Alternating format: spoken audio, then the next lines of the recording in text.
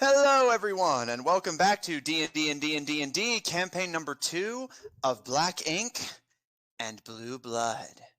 God's Twitch, why? When we last left off, the party made it to the Sundragon Oasis town of Chillblains, finding it besieged by diseased Strixes, sent out into the desert sands by Tropu Bikak's attempt to refuel his massive impractical airship, and managing to save the town from itself, cure the infected, and treat the wounded. The party had a night of revelry celebrating Lucien Lefakir's birthday, and after a night of heavy drinking, partying, arm wrestling, and a much-needed moment of respite in an otherwise very chaotic time of Yob, the party settles in for rest and prepares to greet the next sunrise. I do have something that I want to do early in the morning. Okay. Anything else noteworthy from the others before resting happens? No. No, we're good. Okay. Nope. Okay. All right. Drunkenly making your ways back to your little hotel. You all rest for the night. You all get a long rest. And as you all begin to awaken, nursing some varying hangovers from the amount you guys drank, respectively, Lucien? I want to go in town and I want to go to, I guess, a blacksmith. Okay. What do you plan to order? A big battle axe. Okay. Big honkin', the biggest that he can make. Right. In terms of mechanical, like just a regular battle axe? Probably, yeah. Okay, 10 gold. Okay, easy enough. Gonna be like I'll write that down so breaker when I can axe. I still can't get into my D&D Beyond right now, so I'll just take a note. Yeah, you're fine. All right. Lucien, being an elf, you tend to wake up fairly early, so I'll say by the time you're coming back after having placed your order, the blacksmith informs you that they, because they do have axes just on hand, but I'm assuming that you want one, like, commissioned. No, I'll just take one, whatever one is available. Okay, in that case, yeah, as long 10 as gold it's and new. all right. So yeah, 10 gold and making your way back. I'm gonna try to lift it. It is pretty heavy, but you're not weak by any stretch, so you're able to at least carry it reliably. I just imagine she's just like fucking dragging it. She's just gonna like try to drag it back to the tavern and meet up with everyone. Okay. One by one. What's Zephyr, Caleb, Tuco. I did just think of something that Caleb might want to do before they leave. Go for it. I think he's gonna try to get some assurance just in case, and he wants to see if there's some merchants that have like a health potion. Okay. There are 4 different ranks of health potion. Any preference on on what tier you want to get? There's a regular healing potion, which heals you for 1d4 plus 1, I believe, is 50. 2d4 plus 2. Greater healing, which is 200 gold. Superior, which is 2,000, and Supreme, which is 20,000. Expensive potions. Expensive to make. Do healing potions also work on, like, if you're, like, poisoned or something? They don't treat the poison, but they will help mitigate any damage you take. Like, I mean, from, like a roleplay perspective. From a roleplay perspective, sure. Okay. I guess we'll get, like, what do the greater ones do? The 200 gold? Yeah, 200 gold, and it heals you for 44 plus 4. I heal more than that. But Caleb cannot buy you yet, so... Why'd you say yet? Why would... Nobody can buy Lucien. She's too expensive. It's true. I'm like, excuse me? I was going to say, why would you think that, one, she's for sale, and two, that she's easy to buy? Let's wait until you get captured by someone, then we'll talk.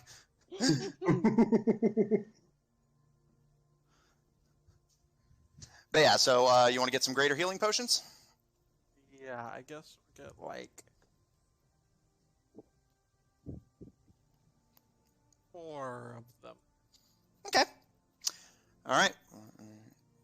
So... Are they, like, 1 use each? Yes. However, Zephyr does have that bottle that can get greater use out of potions. Okay. All right. So, all right.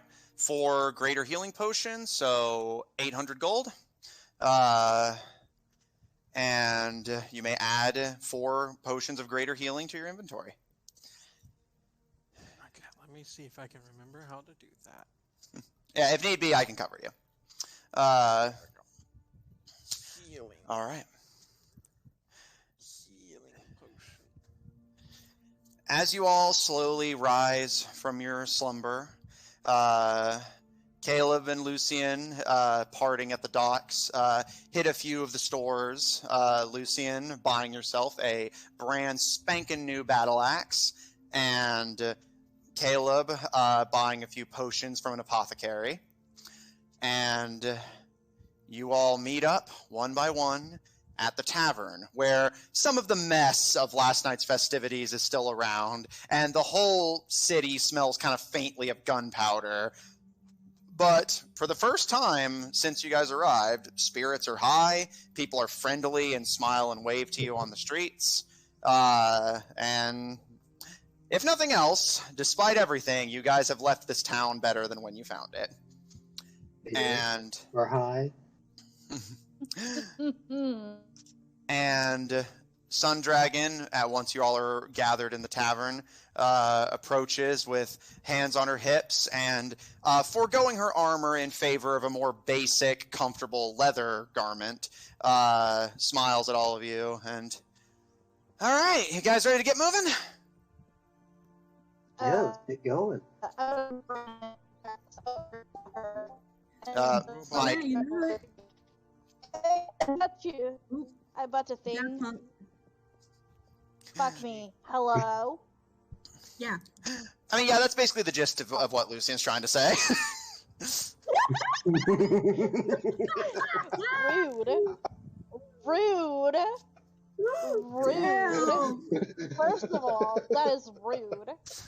Wait, what Second, was said? you're not wrong. They were trying to get their mic working, and the one of the few things that came in clearly was "fuck me," and I was just, oh, so yeah, that's basically what she's trying to say to Sundragon. All right. Oh, Damn. brand new Alex to slay your The lag is enemies back. with. Oh, yeah. Oh, thanks. I'll confess I'm not really much of an axe person, but I can probably find some use for it. And she takes it from you and kind of gives it a few twirls in her hand. Yeah, I think this thing would be good for some throwing at least. She kind of mimes throwing a little bit before smiling. Thanks, Lulu. Thumbs up.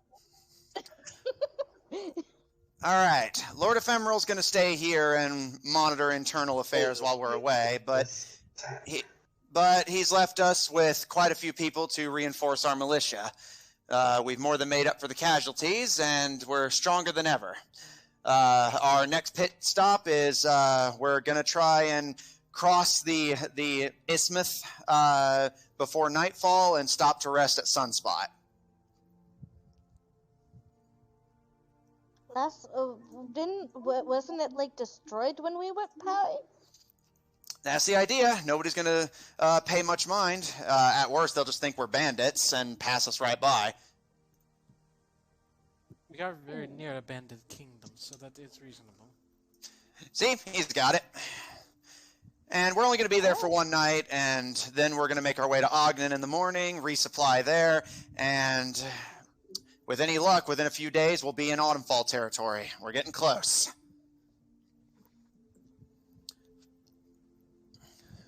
We'll be leaving in a few, so if anyone has any errands left to run, make sure you do that. And once all you guys are ready, I'll get the army moving. And she gives you all. Did you say we were going to Sunspot? Yeah. Why? Maybe not go there. There's a machine, and I don't want it to, hurt the army more than what we've already accidentally done.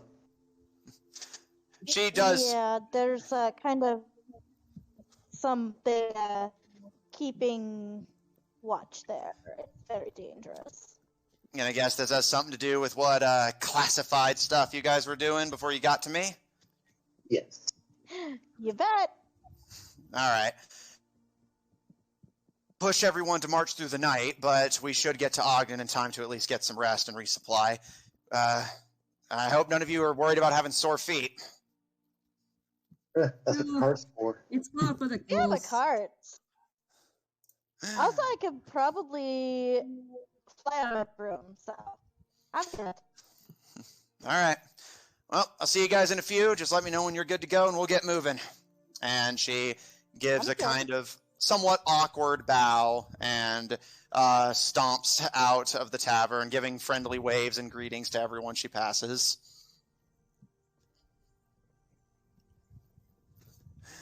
All right. Is there any final business you guys want to do before leaving Chillblains and continuing the march?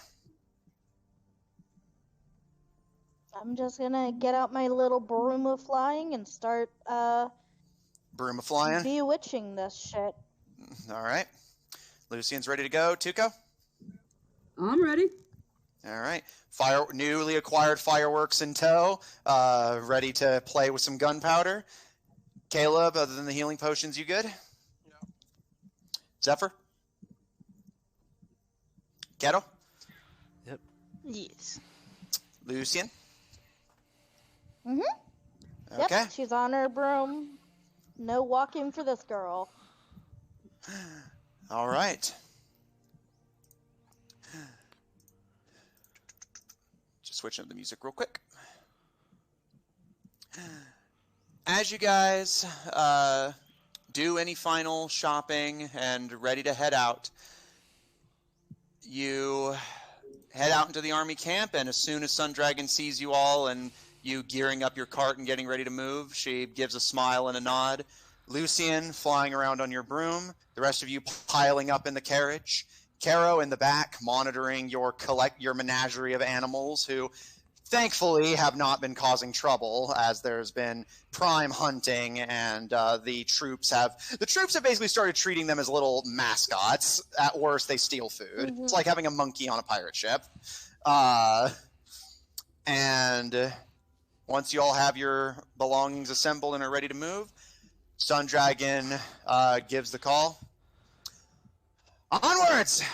We're crossing the isthmus, and we don't stop till we reach Ogden! And you can hear a few of the troops groan because they know how long and how much of a pain in the ass that march is going to be. But as she senses the discontent, she kind of smirks and raises a hand to her ear. Those sound like the groans and gripes of somebody who doesn't want the fight of the century. And you can hear a few people gripe a little bit, but then the enthusiasm starts to build. And that's what I thought. Come on, boys!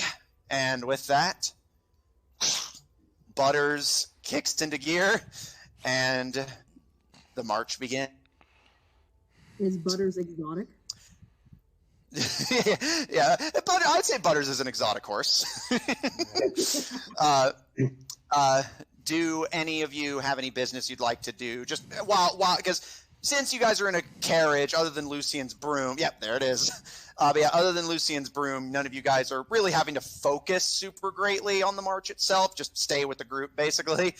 So does anyone have anything they'd like to do just over the course of the day? Just occasional candy.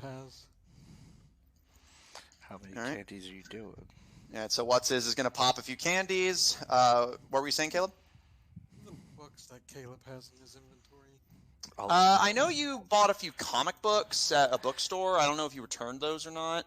And then there's the books Lucien gave to you. You have all her books. Yeah. I It looks. just have 4 books and I have no idea what they're there for. I think those are probably. Lucien gave you some of her medical books. Yeah, so they're basically medical books and comic books. Yeah. Probably I one love of her that comic books written by her exist in this dad. age.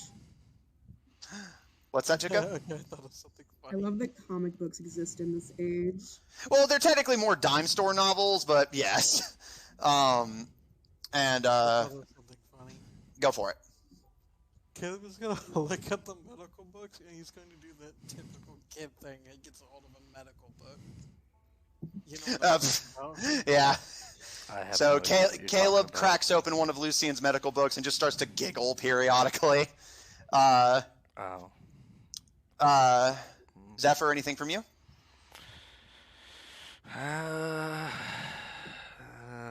He'll just kind of think about like what he needs to bring for this whole journey. All right. He's like, Lucien? We'll come back to you. Keto? You don't have to do anything. I'm just basically making sure I don't Where pass is over anyone. Caro? Caro's in the Caro back at of the carriage. Okay, is she like accessible to talk to? Yeah. Yeah. Alright, I'm gonna You have to fly my unlock her skin broom. first. No, I'm gonna I'm gonna fly my broom to like perpendicular, like Yeah, just kind of parallel. so, like I can sit there and like parallel next to the It just and I want to talk to her if she's not doing anything. Sure. I'll say while you're doing that, Tuco, anything from you? He's just, maybe, is Sendragon still with him, or does she move ahead? She's up ahead. Although, you guys are going at a steady march, so if need be, you can absolutely go talk to her if you need. Is Gil with the party? What's is driving the carriage. Okay. Yeah, I can see him probably, mosey over to What's-His and just kind of chat him up idly. Okay. All right. So, Tuco, as you kind of look around, Lucien not being in the carriage at all means things are pretty quiet. You can hear the occasional rifling on the roof as Zephyr sorts through his bag. And you look and see Caleb is just nose deep in a medical book and giggling periodically, and Caro's just monitoring the animals. So nothing better to do. You kind of slink up to the front of the carriage and pop in the seat next to What's-His as What's-His pops a candy into their mouth. What's-His, roll a D100. Oh, no. get teleported to the astral plane. Yeah, no, it's noted that Tuco came to sit next to What's-His because he wants to watch this shit. Mm-hmm. All right, What's-His? You pull a bar of chocolate, and Tuco, you watch kind of idly as he bites into the chocolate, and there's a of magic, and What's-His is now a Lovelander, aka Frog Person, like Caro. He's like Caro. Yeah, no, I can see him just kind of, at this point, he's beyond surprise. It just, well, how do you like the new upgrade? It's a little small. Hey, Do I have the poison on me as well? Yes, you lose all of your elvish features and gain Lovelander one. So yes, your skin is now poisonous. hey, we were just gonna look Nice. to Caro. Like, hey, you Nice. have a new friend now. Can Caro see him from Yeah, here? basically, basically through the window of the back and the window up front. Yeah, you can see next to Tuco where What's-His had been sitting seconds ago is a Lovelander. Just narrows her eyes and just, What is this?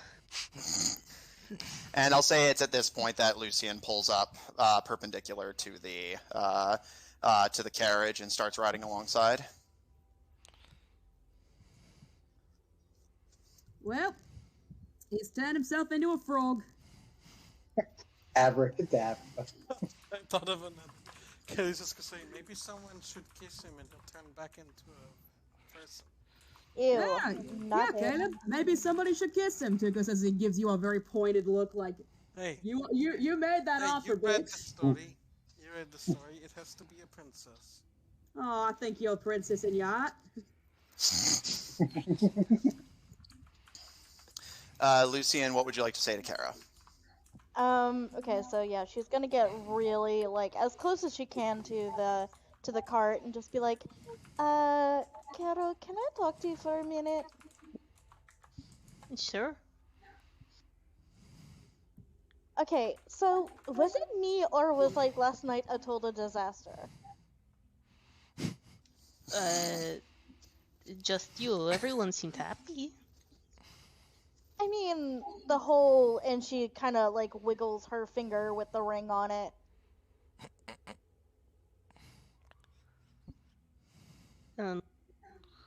Everyone has different things. Can Tugu overhear them or no? Are you two making an effort to be quiet? No. No. Then yes, you can. Oh, was the ring not nice enough? It's not that it's not nice, because it's lovely. It's the fact that it wasn't offered in marriage, wasn't it? She kind of is quiet, for a little bit, and then nods her head. Yeah, I was downright surprised.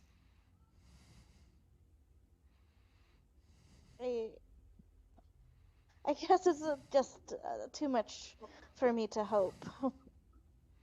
Don't say that. Clearly she likes you. Yeah, but Maybe liking marriage is somebody just a and little wanting much. to be with them are two different things. Well, maybe you'll get married when this whole adventure's over. After all, getting married on the run seems a bit less romantic, but that's just me. Well, that's what I thought. But I thought, she's into this whole, fighting and doing, battle thing. So maybe, I don't know, I thought it was just maybe another custom that I wasn't. Well, she did say that if she was gonna marry you, she was gonna give you something way cooler. So that's probably what she's waiting for. Something cool to happen. Yeah, apparently they kidnap people in her tribe or whatever. I'm not really sure I understand it. That reminds me of a species I know, but I don't think they're native here. Really, I've never. I mean, I guess I've heard of it before, but like, it's just strange to me. Oh yeah. Don't overthink it. I'm just trying to be accommodating. I'm sure she appreciates that. It's weird and it's hard. And I want to do a good job, but I'm afraid that I'm maybe overdoing it? Well, you can always just ask her yourself.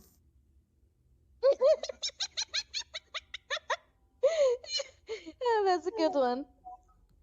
Yeah, she is a bit dense when it comes to the love department, I've noticed. Just a little bit. I'm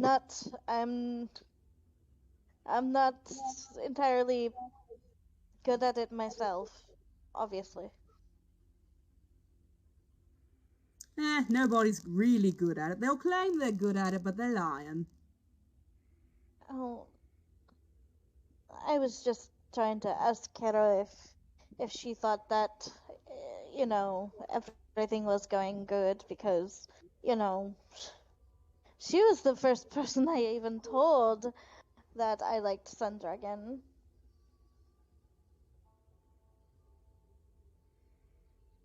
Yes, it is true.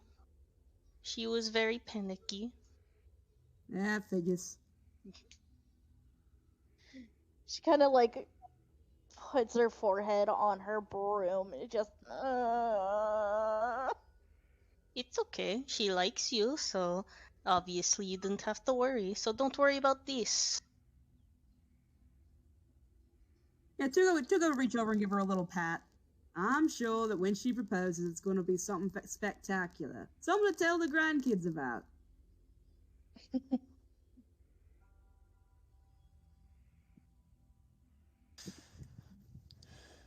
And Caro, anything noteworthy from you over the course of the day's travel? She's just gonna make sure that the animals don't get too rowdy. Okay.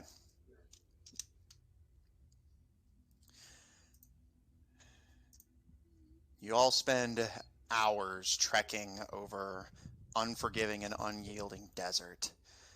But eventually, in the distance across the bay, you can see the distant trees of the Summersea Forest. Finally a break from sand and salt. And all right, every hour you're going to eat a candy. All right, I'll say go ahead and roll me a D100. We'll say this is right before you guys cross the isthmus.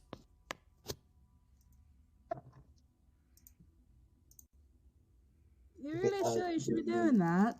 You've already This one changed is species. 94. Okay. Tuco, as you're trying to advise him against eating more, as you guys are starting to approach the coast of the bay, just reaches into his bag and pulls out what appears to be a little kind of greenish gummy snake with a red internal. And eating it, it tastes like a little olive, but it's very sweet. You now have advantage on wisdom and intelligence checks for the next 1d12 hours. Go ahead and roll me a d12. Holy shit. Yeah, that was the Athena candy. All right, so for the next 9 hours, you have advantage on wisdom and intelligence. Damn. Nice. Something that actually might help him think better. Yeah, I know. Yeah, maybe that was just what you needed, Val. Wait, will it, Bell, though?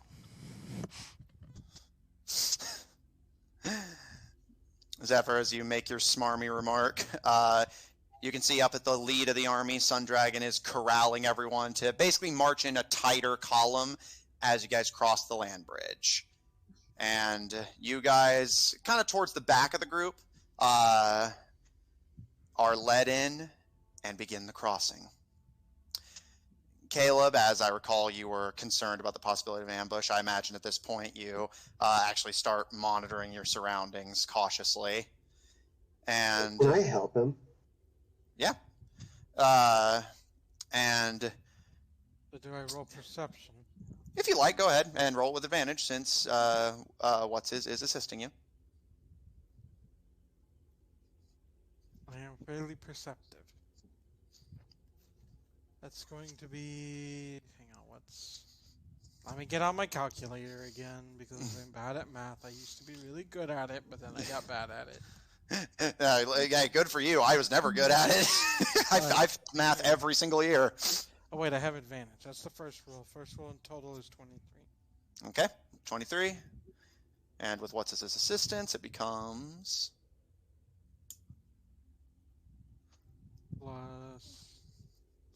Plus 9, it was like, 27. I'm decent at math. Tuco, you watch as the mood in the carriage kind of visibly shifts a bit. While Zephyr still seems fairly calm, and Caro is just monitoring the animals to make sure they don't wander off, What's-His and Caleb immediately become kind of quiet and focused as you see both of them are carefully monitoring the surroundings. And it's with that kind of uniformed practice that despite their arguments, you can tell this group has traveled together a while and at least appears competent in the dealing with danger department, even if they're not so good at the avoid the danger in the first place department or exist like civilized humans department. It's mostly two individuals, and you know. As the two of them monitor the surroundings, you all begin to pass the land bridge. A small, shallow mud shoal that when the tide is low enough, recedes enough to allow crossing of the bay through land, which allows you to completely bypass Humor's territory in the Summersea Forest. And you all cross, and you're not quite sure what you're expecting to happen. Perhaps one of Kaloom's constructed monstrosities wandered away from Sundragon and is patrolling this area. Perhaps there's some... Caro, you find yourself kind of scanning the waters with a kind of strange... Perhaps there's some... Cut out at one point, but... Yeah, you cut out a lot, huh? Yep. I was going to say, perhaps some of Kaloom's robots wandered off and are patrolling the area. Perhaps there's some kind of sea monster. And Caro, you find yourself kind of looking around with a strange combination of excitement and caution. And over the course of about an hour or two... You're doing it again. What? No, that's just... I heard it. Yeah, that one's on your end, because I was like, yeah, my internet seems fine. At least for now. But you guys cross for about an hour or two, and just as the tide is beginning to lick at your feet again as it comes back in, you guys start to reach the end of the isthmus. Do you intend to keep eating candies? Yes. All right, roll me 2 D100s. Well, he's only going to do one. Okay. And right after we get to the other side. To the other side? All right, roll a D100. Okay, that is... I think that's...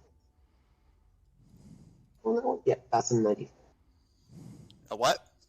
95. Okay. Pick a character.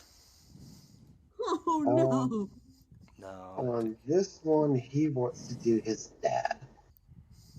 Yeah, because it's... He doesn't know if it's a good or bad thing, though. Well, he actually no. had... We've already done this candy before. Yeah, this one's happened already. Yeah, this You one I pull- know.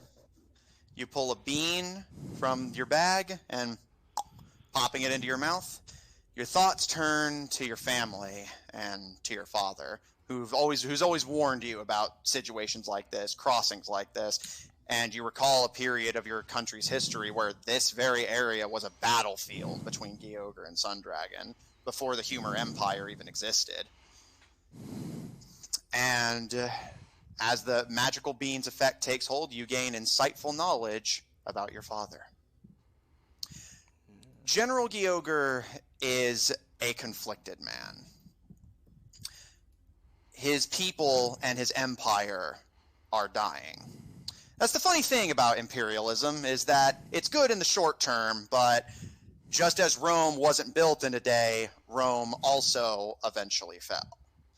And unlike the relatively peaceful lands, whether that be Wicket and their scholars, even Minlus, whose banditry has since devolved into simple, kind of organized and more respectful criminals who are trying to atone for their past.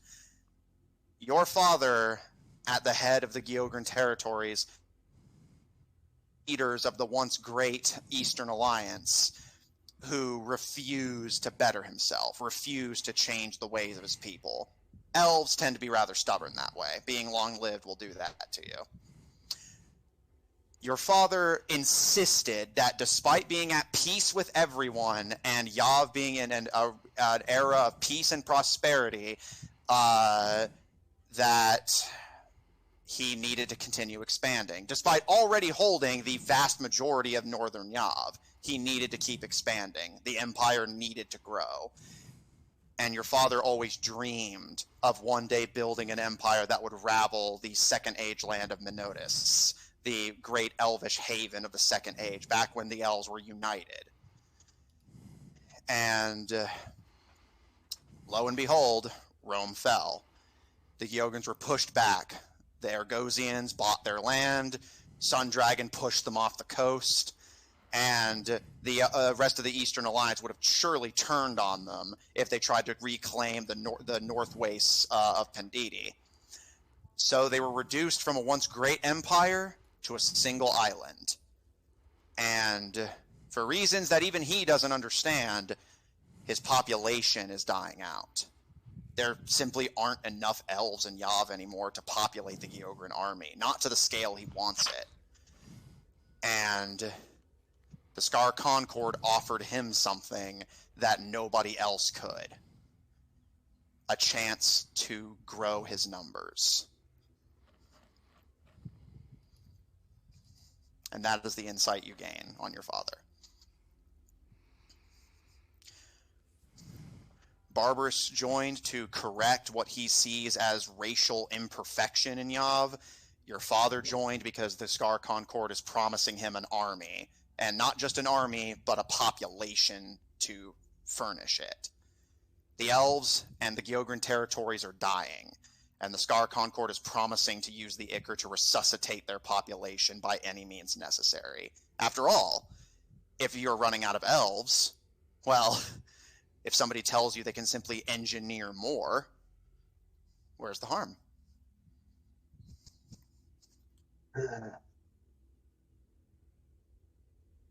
That's gonna be his downfall. Your father truly believes that he's saving your home doing what he's doing. What'd you say? What's his? Oh, I ate one more candy, and I got No. insight on my dad. Oh. Oh Good shit. or, Anything good or interesting? bad? Like, are you okay? Pretty much. He's stupider than I am. He thinks the Scar Concord is actually going to give him, like, how to put it, remade elves to Well, I mean, repopulate his country and army. So he can isn't that try to what we take saw over them the do? country. Yes, but they're not going to be trained to the same degree. They're not. It's going to bite him in the ass. And he won't be able to control them. Not properly, not the way he wants. You wouldn't think you would need more elves. Don't elves like not die? Well, we don't Well, we can die from die. age, but we can still Yeah, we- die on the battlefield. Oh, so he's run out of bodies to throw at his problem. Yeah, pretty Exactly. much.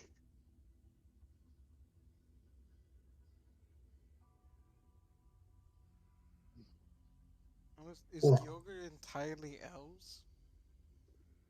We're mostly elves. The only elves can join the army.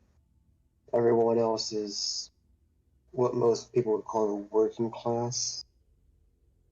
The ones, they do the jobs that the elves don't want to do. See, that's the problem with those kinds of things. You wind up only being able to get soldiers from one source instead of many. Oh, I agree.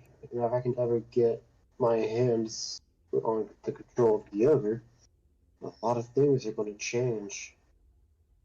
But that's if it still exists when this is all over.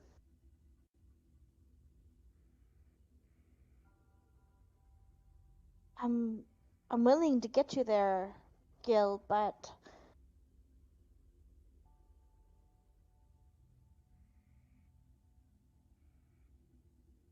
I just don't want you to think that, you know, you have to come up with an answer.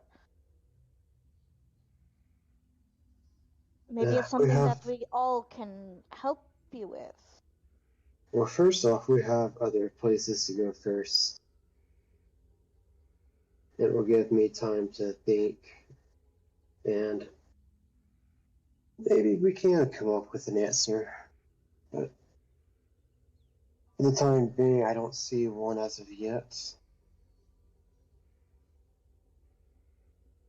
But we have a ways to go.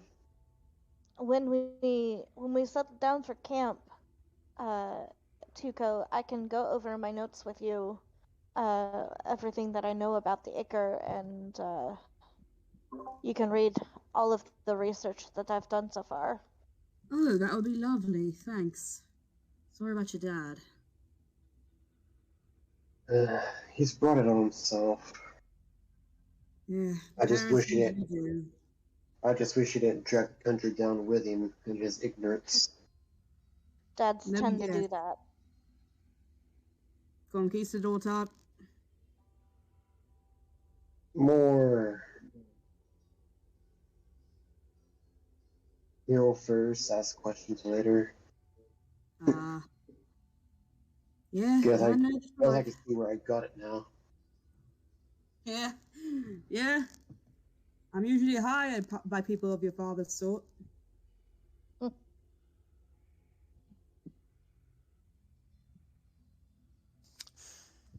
Zephyr and Caro, you listen to this conversation in consideration as slowly, through what's his trial and error of candy consumption, you begin to learn more and more about your enemies, what drives them to do the things they do.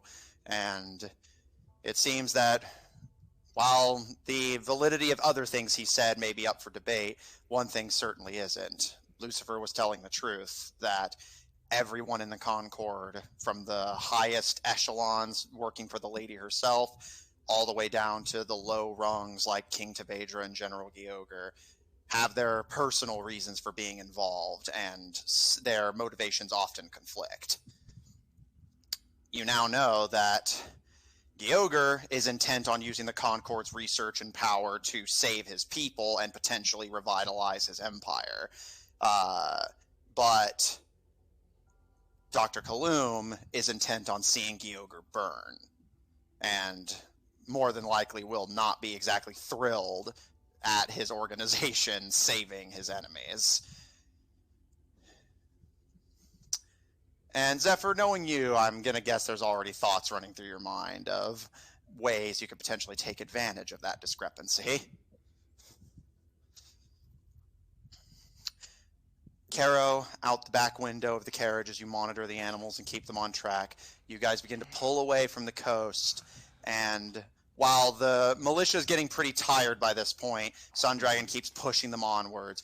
We don't stop till we hit Ogden! And you guys begin to curve southward, following along the coast. But in the distance, you can see the ruins of Sunspot.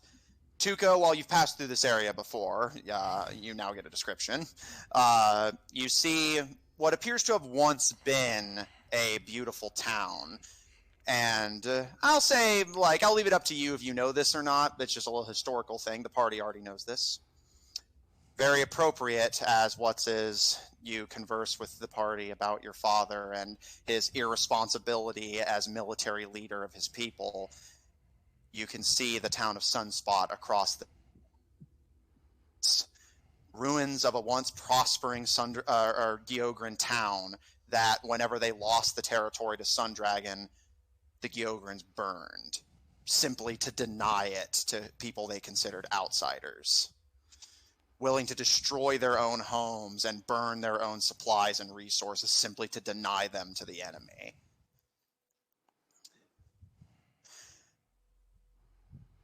And Caro, you see across from Sunspot the Summer Sea Forest that darkens the horizon, or at least it did once. Now you see that huge swaths of forest have been reduced down to burning, cindered stumps. Presumably the work of Tropu-Bikak crossing the area and cutting everything down that he could burn for fuel. That airship was huge. That monument to his hubris was massive. And the forest paid the price for it. What was once a lush, beautiful swamp is now nothing but a hilly plain of burnt tree stumps. And you can see the presumably either empty or haunted city of Mercurial in the distance.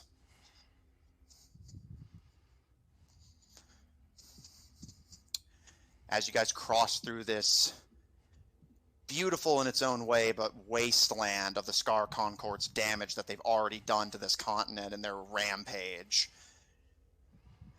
night begins to fall, but you push on and determined to reach Ogden before stopping. And eventually, you reach it. Tuco, again, you passed through this area once before, so this doesn't come as a surprise to you, but for the rest of you, you've been to this town. You knew these people. And as you arrive, the once lush town of partygoers and down-to-earth barbarians who welcomed you into their home as one of their own, you see has been reduced to a crater. Houses are completely demolished. All remaining homes that are still standing are empty. The ships in the dock are gone, either burned and sunk beneath the sea or stolen by Tropu to use as firewood. And the fort that stands as a protection of this is surprisingly still standing, although you notice a hole has been blown in one side. Ogden is lifeless and seemingly abandoned. By the way, Gil, or What's was asking how much time has passed. At this point, the crossing has been several hours. I'll say since you crossed the isthmus, I'd say probably about 6 or 7.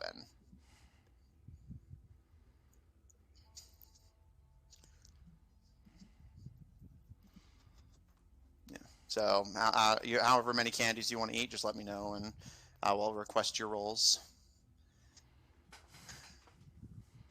As you guys pull into Sunspot, the militia is quiet. While most of them weren't from here, they at least knew these people and considered them their kin. And the usual cheery, angry energy of the militia has quieted into a low buzz as Sun Dragon turns over her shoulder and...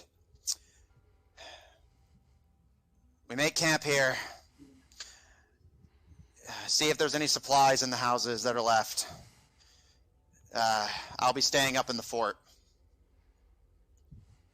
You're right, Sun Dragon. She stops and just looks at the devastation Tropu left in his wake, and it's nothing I didn't already know, but I was so busy fighting I didn't think about it. Not deeply. It's a different beast having to see it. Are you sure you don't want to be down here with us? I mean, I can make the bubble again. Nah, from the fort I can see anyone coming if we're being followed. I'd rather be somewhere I can be useful. Do you want me to come? I only need like 4 hours of sleep. I can help keep watch. If you can. There should be plenty of room. I just don't know what it's going to look like up there. I didn't want the troops to see that. It's bad enough down here as it is. I'll look to the others to see if they're okay with me going with her. Yes, go ahead. Yeah, you'll just be careful up there. I don't know how stable it is. Thank you. Yeah. Come on, Lulu. Hopefully, well, if the barracks are empty, we can take those. And she puts her hand in her jacket pocket and just walks silently up the hill. I'm gonna link arms with her and just walk with her.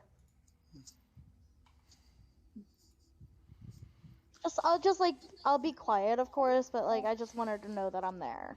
Mm-hmm. Okay. While is tallying up his candy damage, what are the rest of you doing?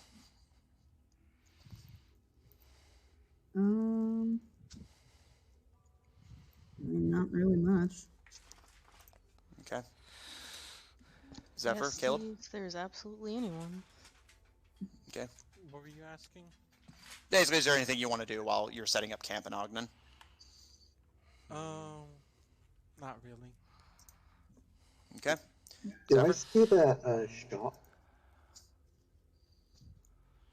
I mean, I'm good.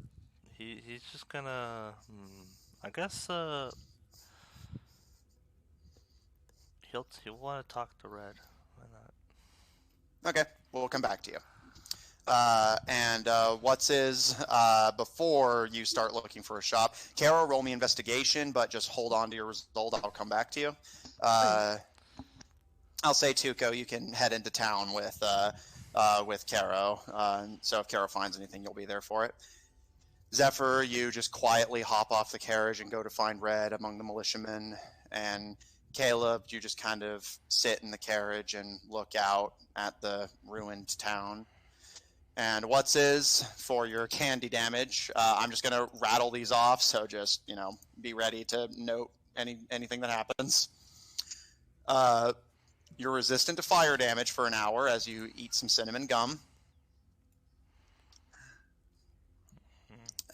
Make me a con save. I like how he's a little frog man resistant to fire. Mm-hmm. Okay, that's a 24. Okay, you avoid being poisoned.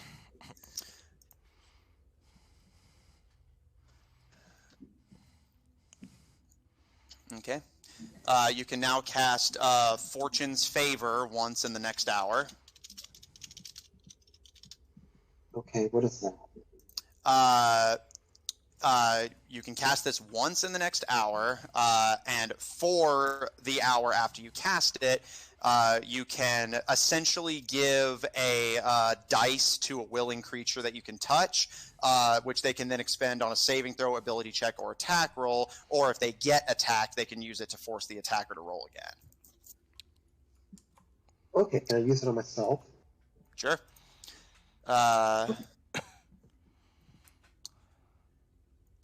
You gain 50,000 gold.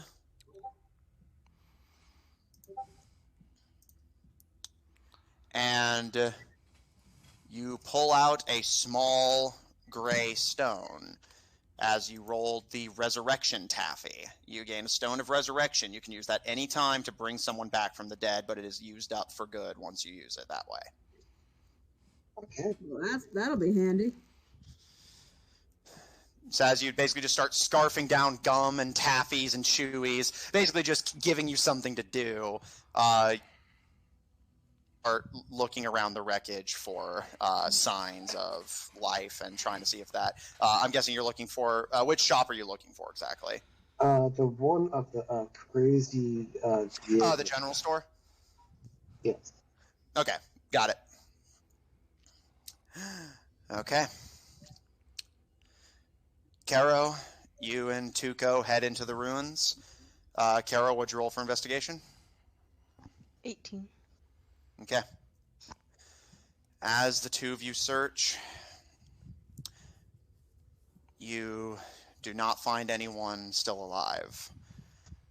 You do find quite a few bodies, many of whom are declothed, presumably by those serpentine robots that were stitching anything they could find onto themselves.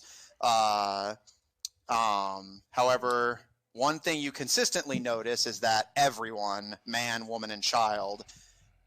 Tuco, you don't have to be a forensics expert to know. You can tell all of them went down fighting. Which that you could see him utter a few prayers to whatever god he believes in. You, given your upbringing, most likely the Pantheon of Pestilence. You say a few prayers to the Plague Doctor, to the Pantheon of Pestilence, that they receive these warriors.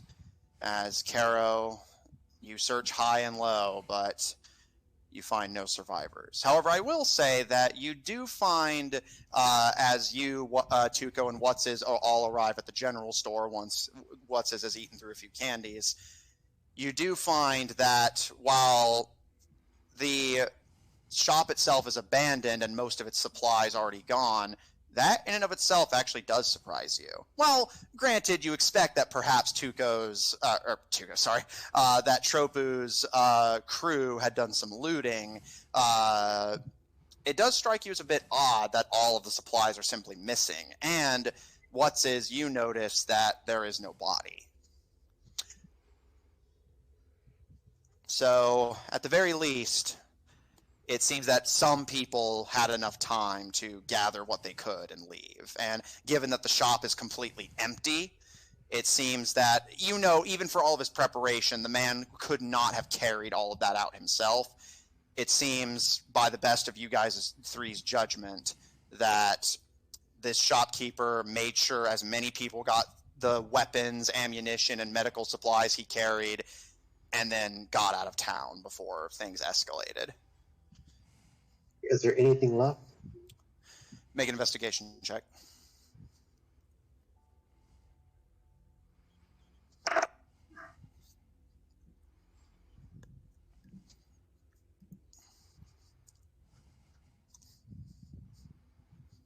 Okay, I'm going to use that ability to Fortune's reroll. favor, all right? Yeah. All right, so you've used up your fortune's favor. Okay, that's a dirty 20. Looking around, there isn't a whole lot lying around, but you can see among the things left behind is a potion of greater healing, a bag of doctor's supplies, and a quiver of 20 crossbow bolts. Okay, so I'm going to grab the potion, give the bolts to Karen, and I'm going to grab the doctor's bag for Lucien. Do I happen to see maybe a couple of shovels? Not in here at the moment, no. Okay, then he wants to go looking for shovels. All right, what do you intend to do once you find one? Well, he wants to try to find a few, and then he's going to see if he can't recruit some of the soldiers to help him start burying the dead. Okay. The three of you exit the abandoned general store, and Caro, while your investigation didn't turn up any survivors, you at least confirmed that some people were able to escape. Where they are now, who knows?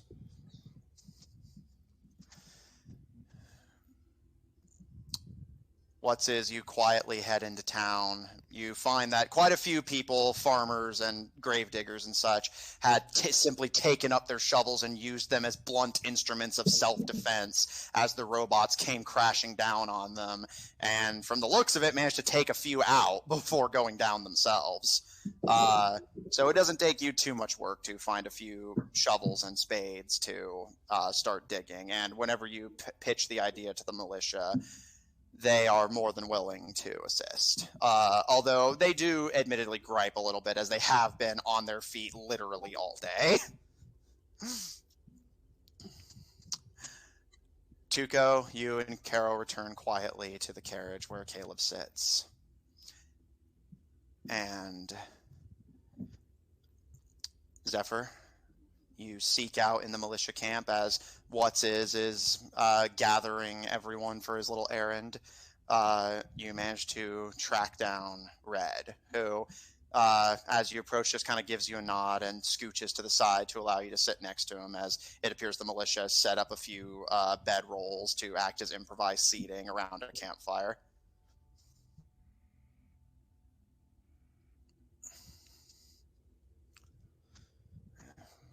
I guess they'll go sit down.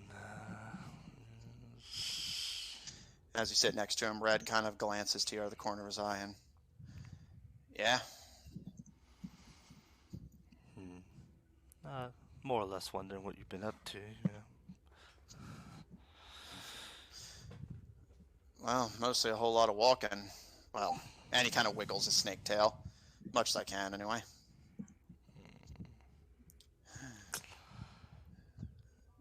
He kind of sighs and glances around at the devastation and reckon there's anything valuable left behind?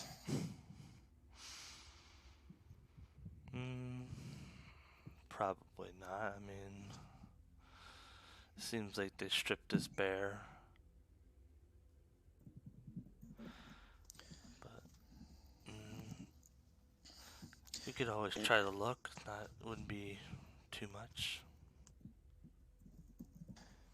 He kind of seems contemplative, and you need something?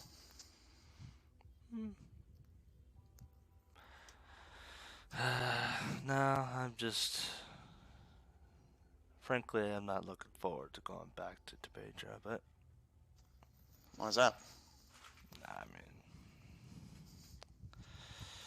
Family's complicated. I don't really care to deal with that. At this, he actually kind of tilts his head and,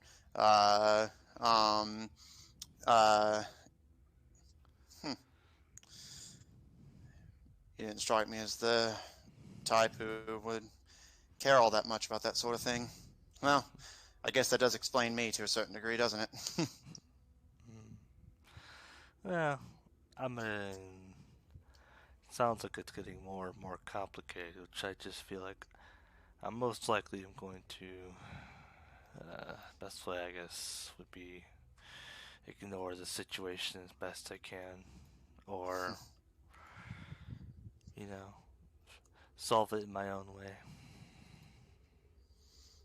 But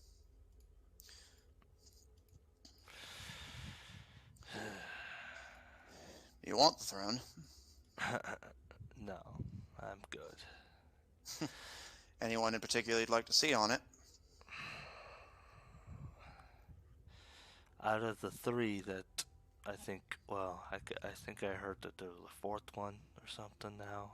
I'm not sure, but at least out of the three that I know of,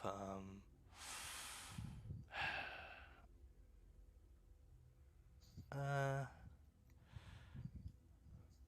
probably would have to say, if I had to choose,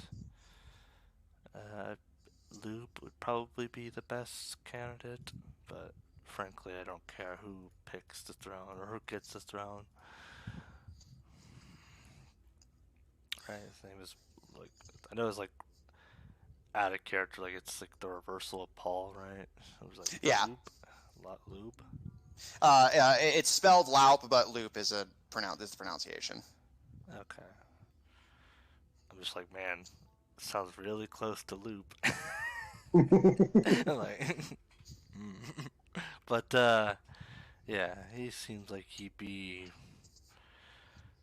at least the best candidate. He kind of gives a nod, although it seems less like a direct agreement and more just kind of acknowledgement of what you said, and kind of looks up to the fort in thought. And but you've got a mission of your own, no matter what happens, right? Yes. No matter what. Well, I've got nowhere else to go, and you're the closest I've got to family, so hope I'm there with you when you get there, mate. Sounds like we're getting close, so hopefully Once we get to Topedra, it's just a stone's throw away. Well, if you had a good throwing arm, anyhow. Yes. But Anything else while you sit with him, Zephyr?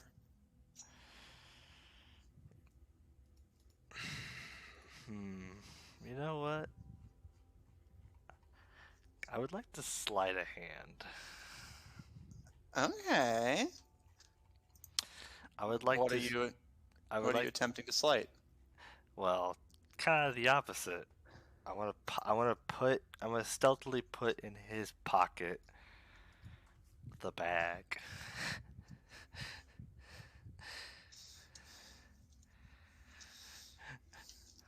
Roll sleight of hand. My very good sleight of hand. Oof. Which then I'm trying to think how that. Because of the features, 27. Okay. with him seeming distracted by the conversation and probably not really expecting it, you get into his pack that sits behind him, and he seems to be none the wiser.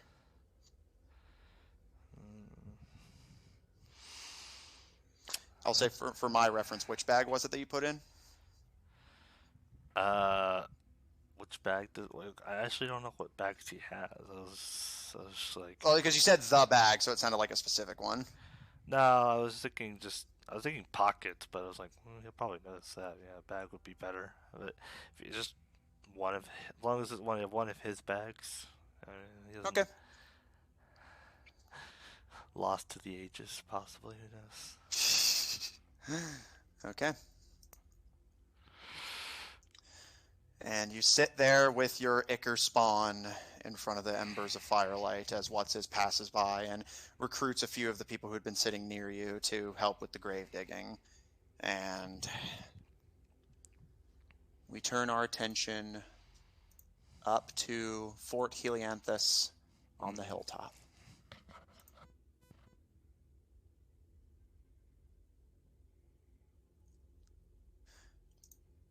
Lucien, as you walk in, along with Queen Sundragon, off your broom and walking alongside her. How's the lighting in here? Well, you're still outside, so it's just moonlight Okay. right now. You see there are bodies of the people who died defending this fort everywhere. And you don't know how well Queen Sundragon knew most of them, if she knew any of them at all. But what does disturb you is that many of them are familiar. Yeah. The first thing you notice coming up to the walls and passing through the blown open gateway is the elvish knight that you met when you came here, who you recall deserted from the Geogran army because his soldiers abandoned him. And although he wasn't popular for being of Geogran descent, he still tried to lead these soldiers that were not his own with efficiency. And you see him leaned over the gateway, arms dangling as if in a macabre welcoming. And his head is a mangled mess, as whatever the robots did to him left little behind.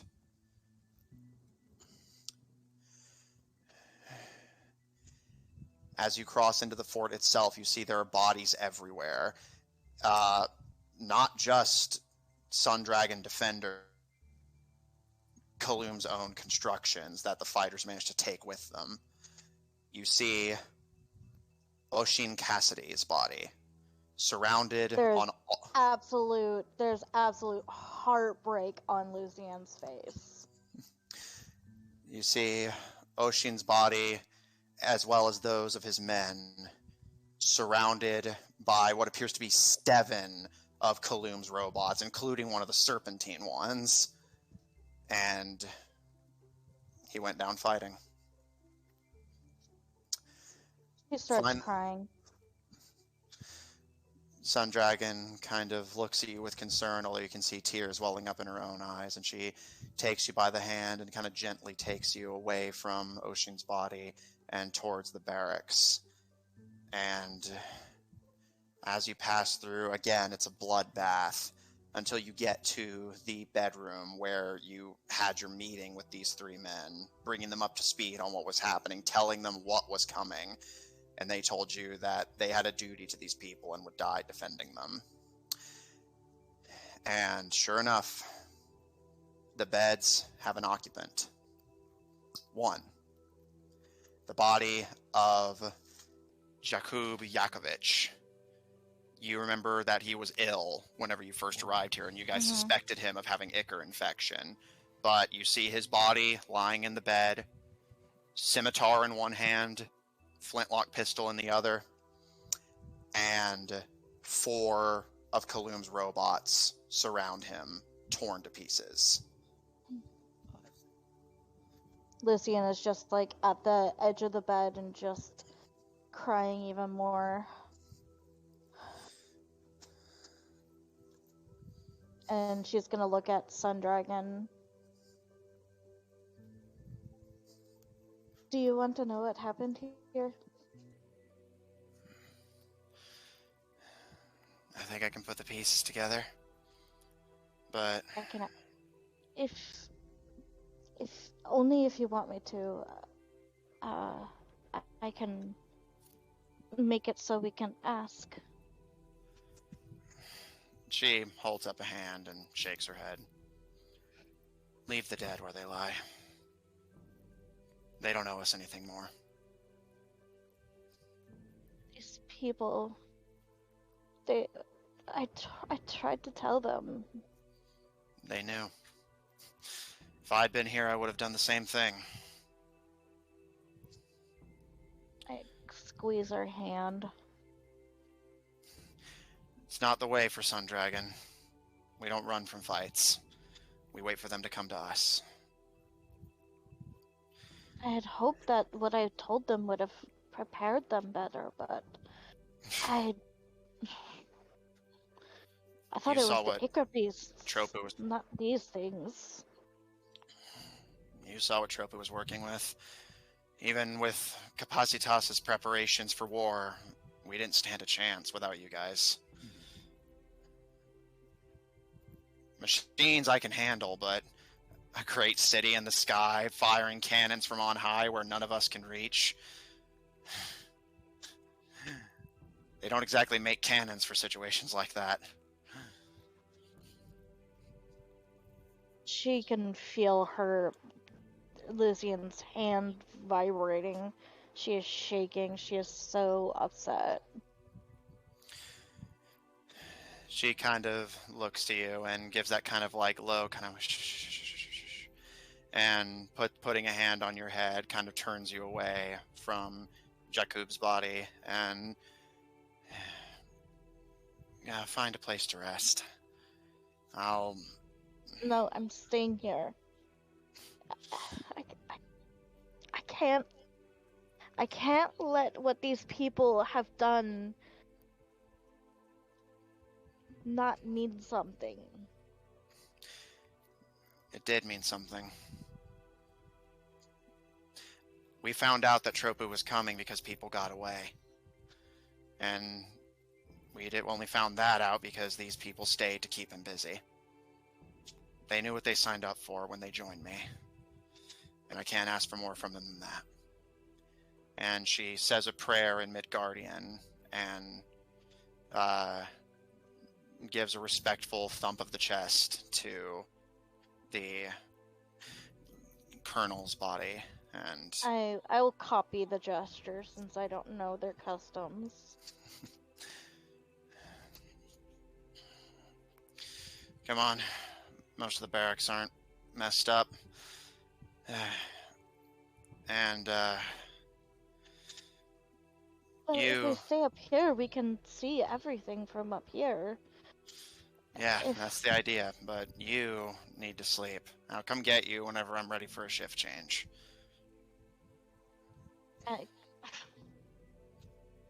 I can only sleep for 4 hours. Why don't you sleep and I wake you up? Go to bed, Lucien. That's an order. And she starts tying her hair back and starts walking out into the fort. Yes, ma'am. All right. Any final errands, or are you all ready to go down for a rest? I'm good. I'm considering. Okay. No, I'm gonna go to sleep. All right. I was ordered to. Whoa. Caleb, claiming your favorite sleeping spot in the carriage. Tuco and Caro, making yourselves as comfortable as you can and slowly drifting off. Zephyr sleeping in the militia camp near Red. And What's is returning after some hours of back-breaking labor, only able to bury a small fraction of the bodies, as I imagine you're going for the more respectful individual graves and just a mass pit. You're able to get a good portion of them from the town, at least. And Oh, sorry, I just realized I was muted. But so we were. How many of the in town were we able to get? you'd estimate by a final count you were able to bury about 80 people. Okay. He's pretty much going to stay up all night, burying people. And once we run out of people down here, he's going to head up towards the fort and start trying to bury some of them too. Okay. So when he does the Ocean, right? Ocean, The yeah. Ocean. He wants to try some. I don't know if it's going to work. Oh, well, I know what he's gonna do. I already know. Do you? The stone. He wants to take that. Yeah, He the wants stone. to use the resurrection stone I was gonna say, yeah. Yeah, like, and just, see if you can revive Ocean. I already knew.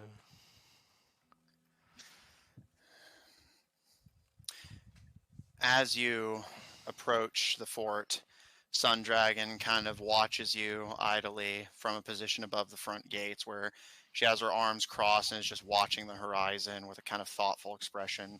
But as she sees you, she vaults over the side and lands in the sand next to you. And well, you look like shit. What have you been doing? Burying those that we can. I recruited some of the soldiers to help. I'm sure they're going to let me have an earful about that. Thanks, Colonel. They deserve more. They've But been with your given plenty. permission, I would like to try to bring Ocean back. He was She a kind of good man. She nods and good man, but she pauses and everyone here had plenty of time to leave. They knew what they were getting themselves into, and it's not ordinarily our way to bring people back.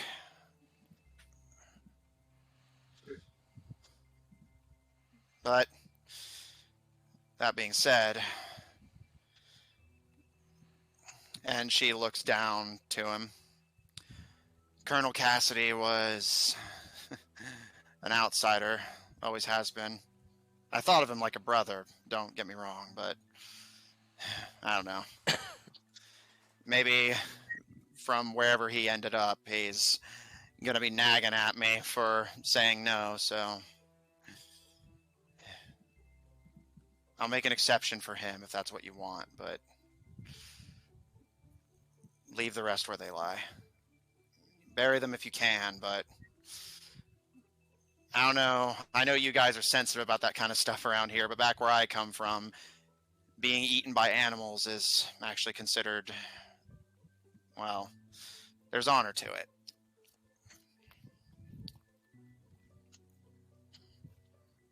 Well, if you insist on not reviving Ocean, then I will save Stone.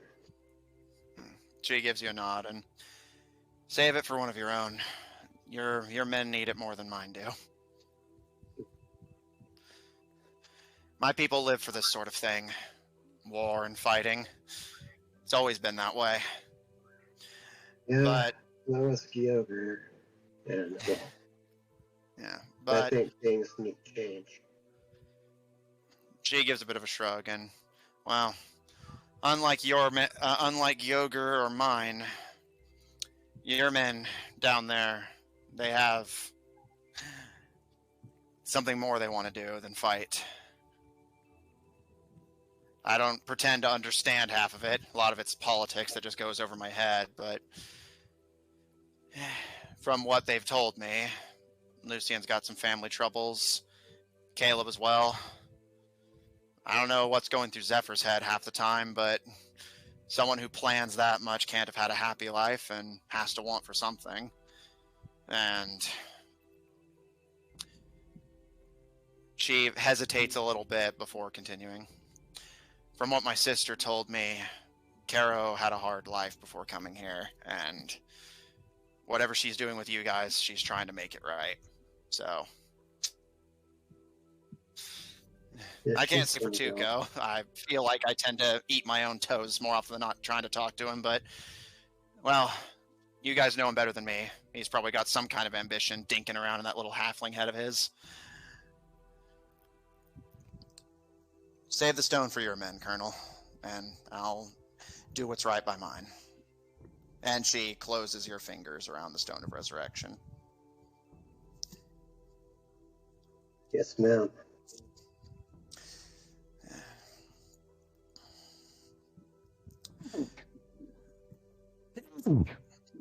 Bless you. Lucien, you are eventually woken for watch, and Queen Sundragon somberly turns in, although before sending you up to the walls to keep watch, she does kind of sternly remind you to not disturb her men with necromancy. I won't, I promise. You said leave him lie. I will do so. And while it is a quiet and cautious night, you all get a long rest. Wait. Got Well, my no, spells still prepared. stays up all night. And then for the soldiers that did help him bury people in the town, he will pay them for the work that they did. How much? He'll pay each one 5 gold. Okay. I'd say, doing some quick mental math, I'll say 100 gold in total. Okey-dokey. And not too long after, you guys begin to wake up, and Sundragon gently rouses those who sleep in and gives word that the march will be continuing.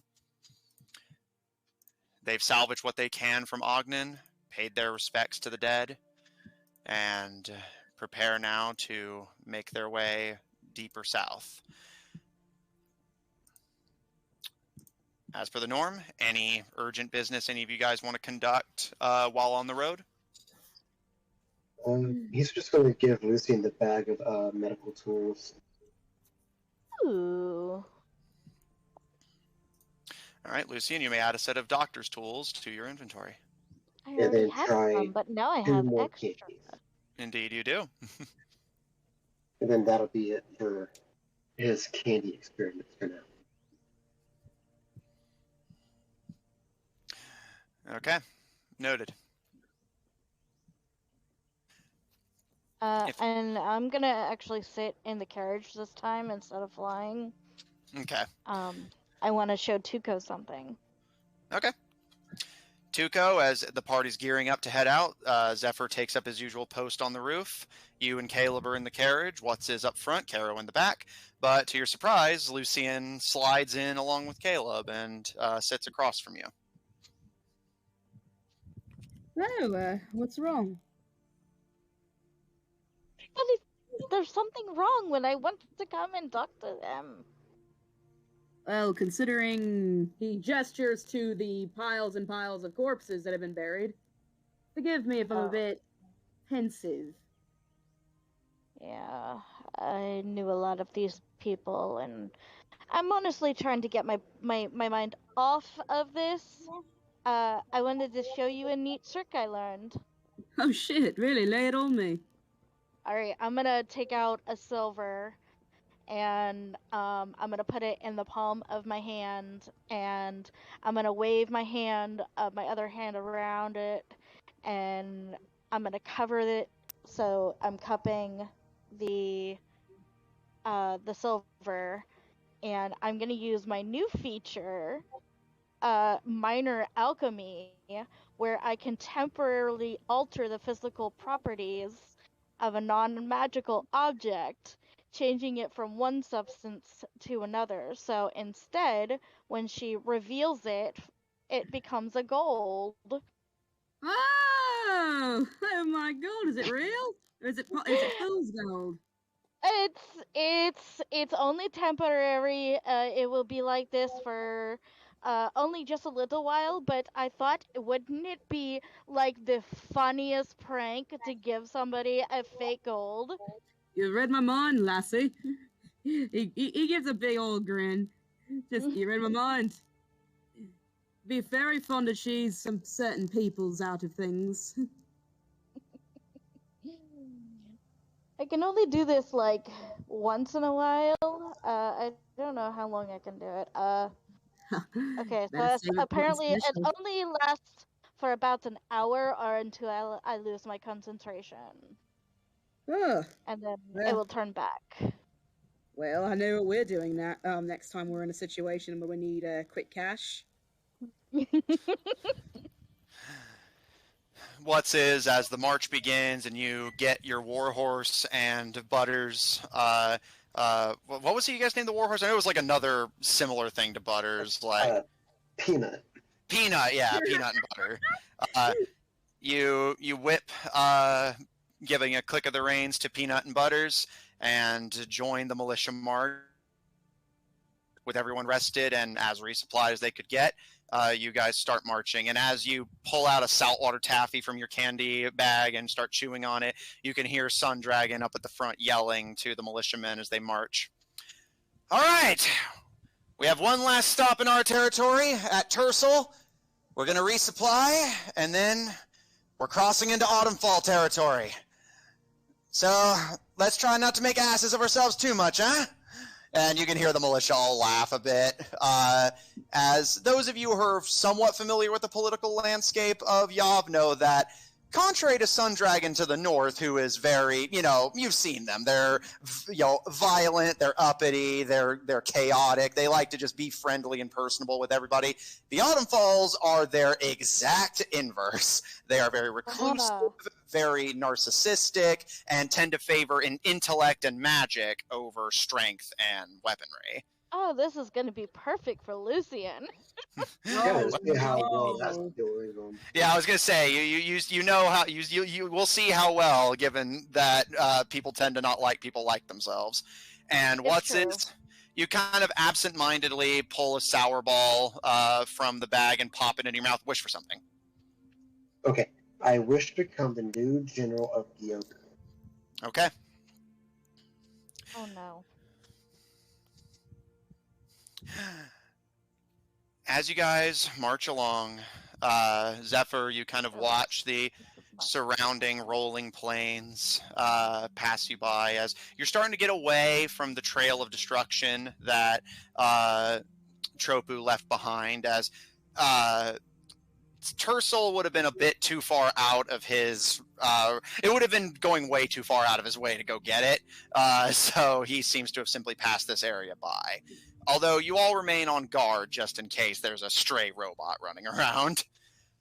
But the crossing is fairly uneventful, and you guys can see the town of Tercel coming in the distance.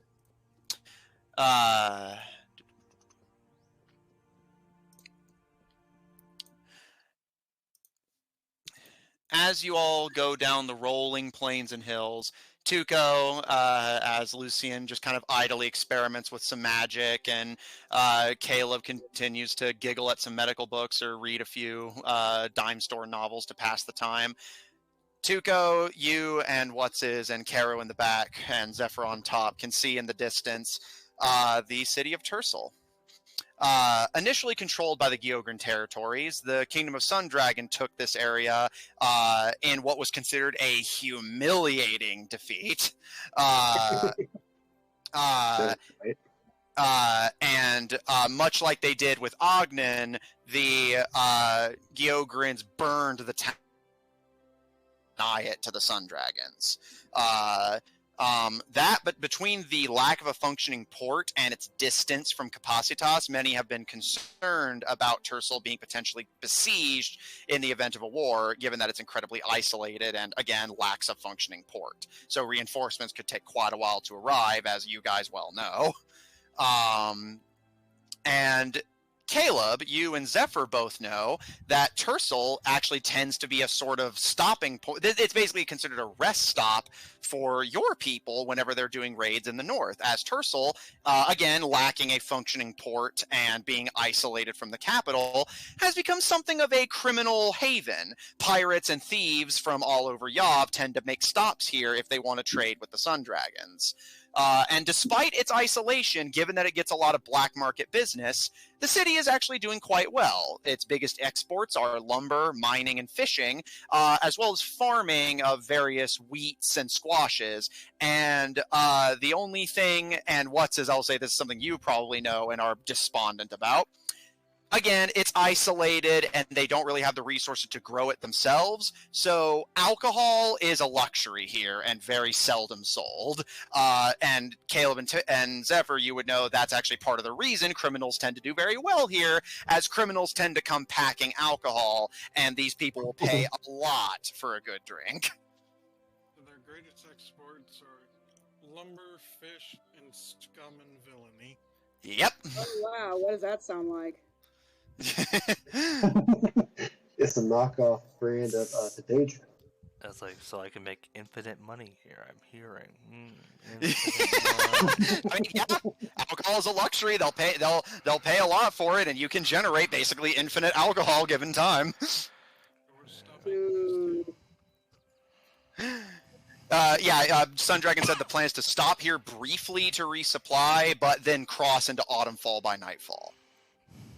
But if you guys want to stay here longer, you can absolutely pitch the idea to the Queen. I'm sure the militia would appreciate a rest. They said by nightfall. What time of day is it? At this point, it's like, I'd say like mid-after. It's like noon. I think Caleb could do what he wants to do in that time. All right. As Caleb, you and your brother start to get excited as, well, again, I'll leave it up to you guys if you've been here. Caleb, you know for a... What's that? Zephyr excited? I mean, he was just saying he can make infinite money. I'm sure that he at least has gold fucking gold dollar signs in his eyes. And Caleb, you recall your... does what exist? Do dollars even exist yet? Gold coins, then. And as the two of you... brings the carriage to a pause. Yeah. Cutting out a bit. As the two of us, he cut out. Basically, as the two of you are getting hyped, brings the carriage to a stop. And Tuco, Caro, Lucien, Caleb, Zephyr. You all see as the militia starts to make camp, and some just immediately start darting for the city. Caleb, you likely have not been here, although correct me if that's wrong. Zephyr, you, again, up to you. You may have been here before, but I will say, Caleb, you definitely remember your parents talking about coming here. And they typically had high praises for the place. The Sundragons receive pretty much everyone with hospitality, bandit or not.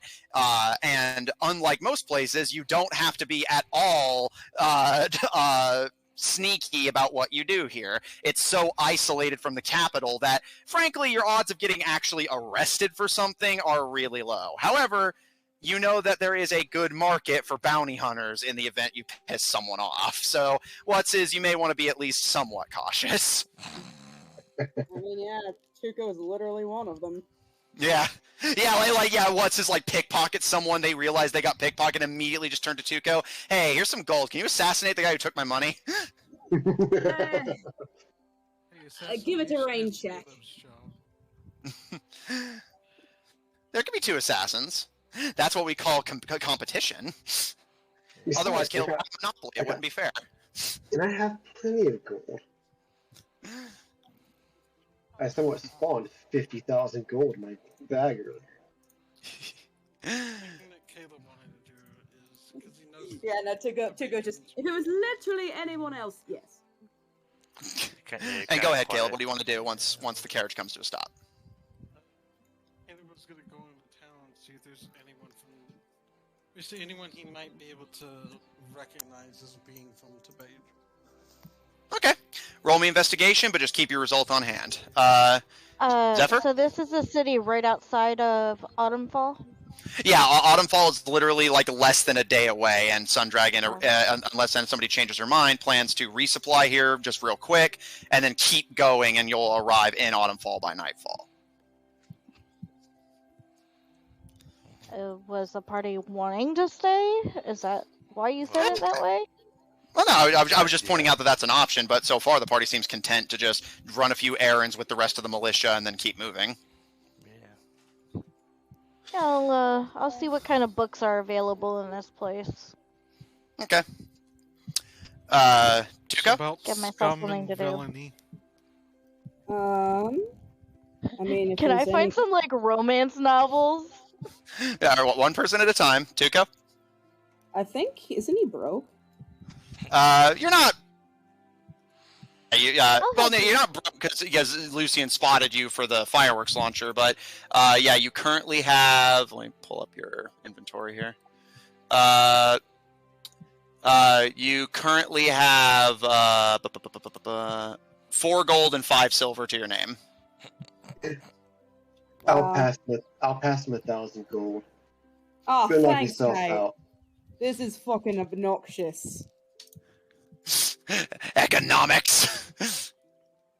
Yeah, economics, Matthew. How dare things cost money?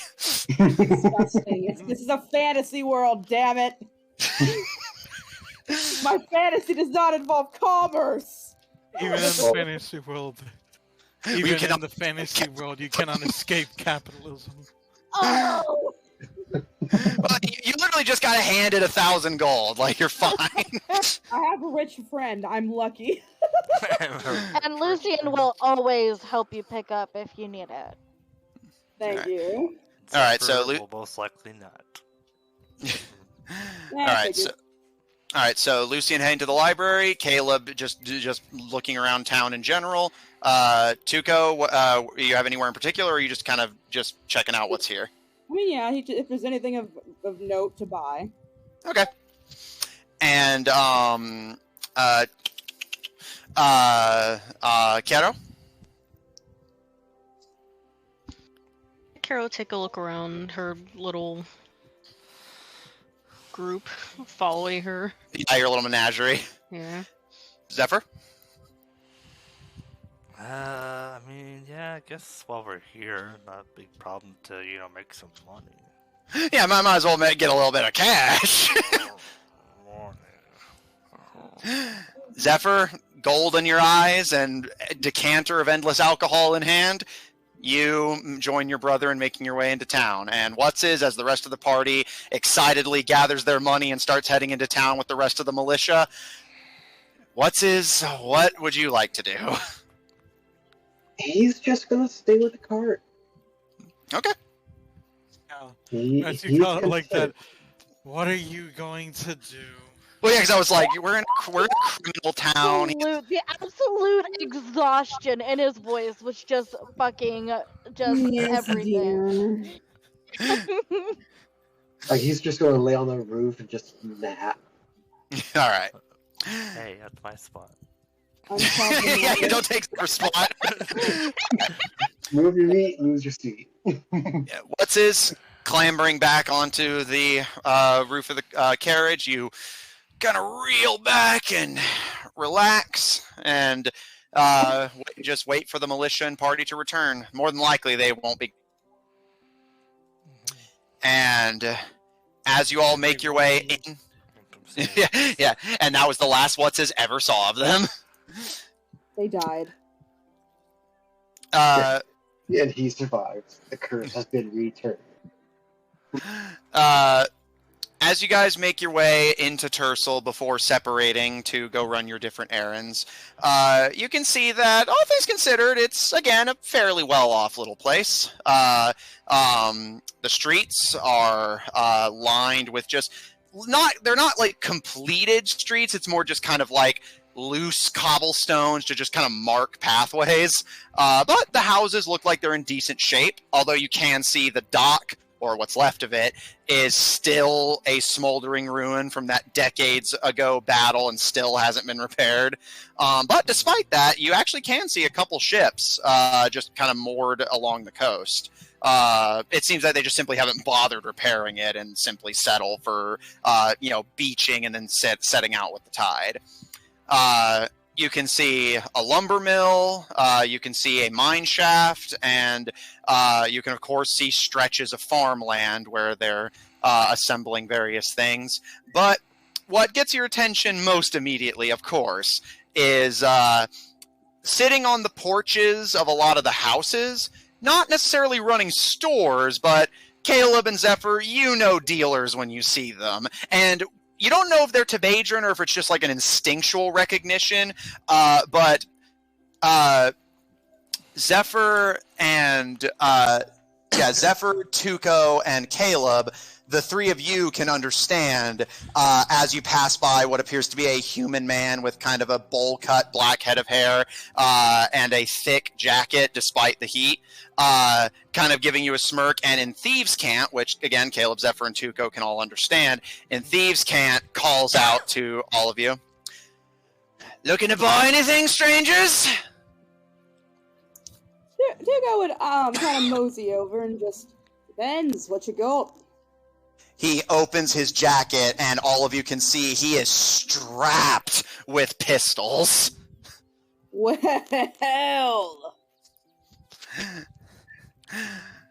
I've got everything from, and he shakes what appears to be a massive sawn-off blunderbuss. Got everything from your hand cannons all the way down to your little bitty derringers. And he pulls out a derringer that is so small you are convinced that, like, Tuco, even like a young halfling, could comfortably wield it. It is tiny. let's keep in mind, like, Tuco already has a big fuck-off gun, right? Uh-huh. Let's see. It's like perfect Zephyr size, if only, no.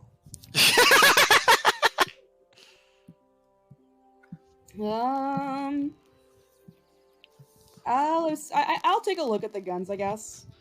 Okay. Tuco, you stop to do a little bit of gun shopping.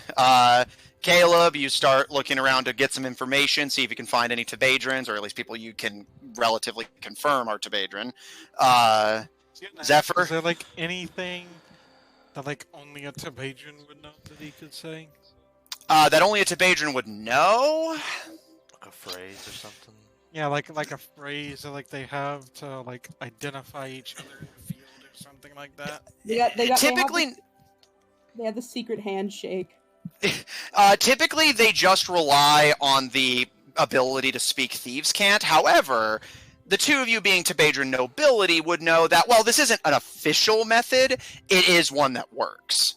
Because most outsiders do not consider the claim of Tebadra on Rosewick to be legitimate, if you ask who owns Rosewick and they respond Tebadra, that means they are either Tebadran or a Tebadran sympathizer. Whereas if they insist that despite all evidence to the contrary, the Wyson Sardom still controls it, then you know they are an outsider and probably not to be trusted. We're just talking about shit like this. Like, it's like fucking Taiwan. Mm-hmm. You have no actual control of this area, but you still say it's yours. Mm-hmm. Yeah, I remember we had this conversation recently. Mm-hmm.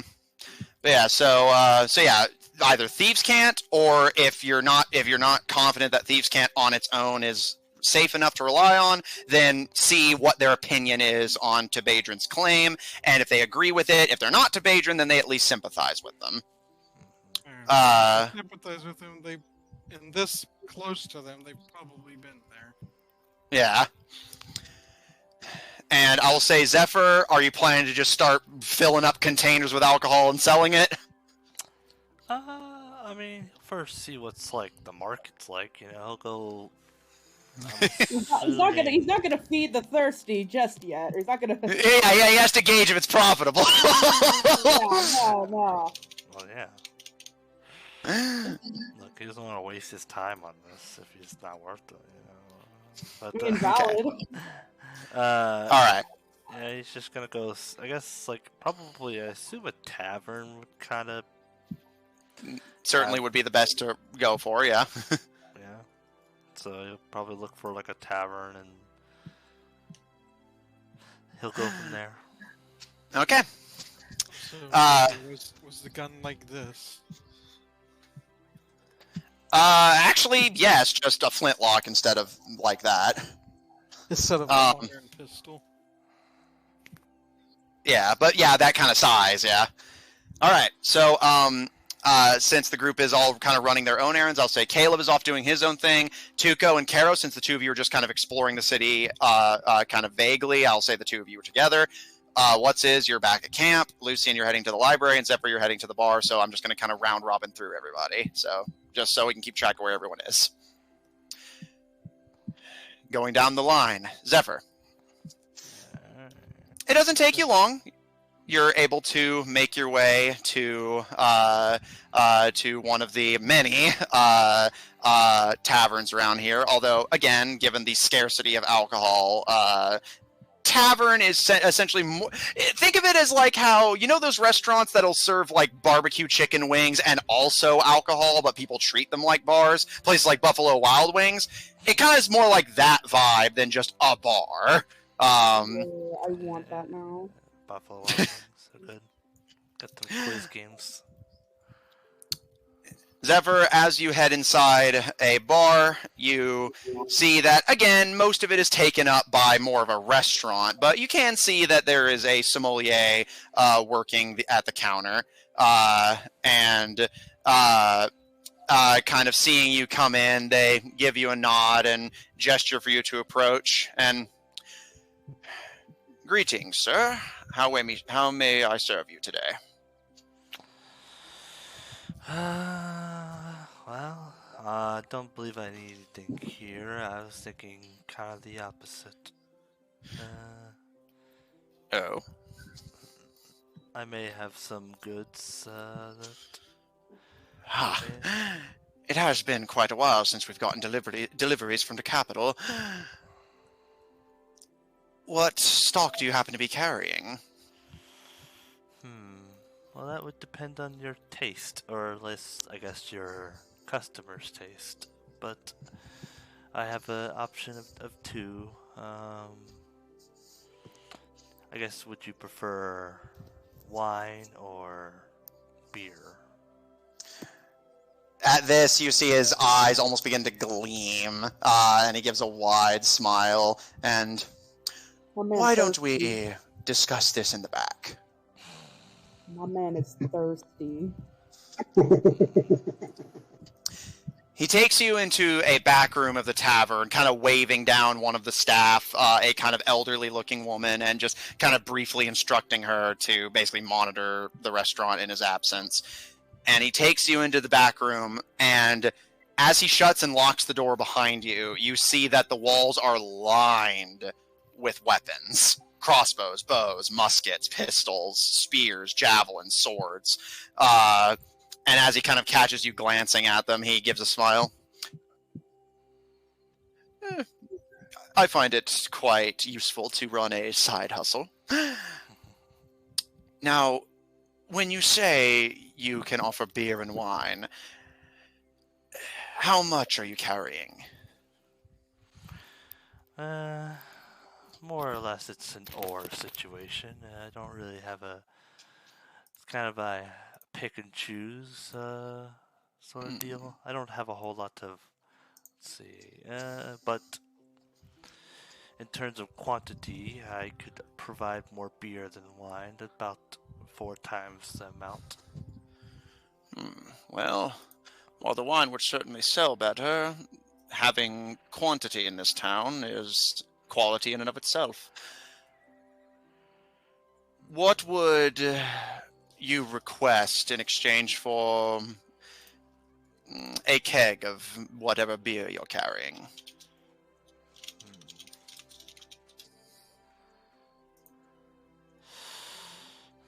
Well, I don't know y'all's rates, so I would like to hear a price of yours and see if it seems fitting. Is the beer you offer high quality? I cannot guarantee that, as I do not really partake in that sort of thing, so I can't. But the group that I have given some to seems to be, they didn't seem to at least enjoy it. More than can be said for most beers, eh? Yeah. For a barrel, what say you to... And he considers for a brief moment before 2 gold and 5 silvers.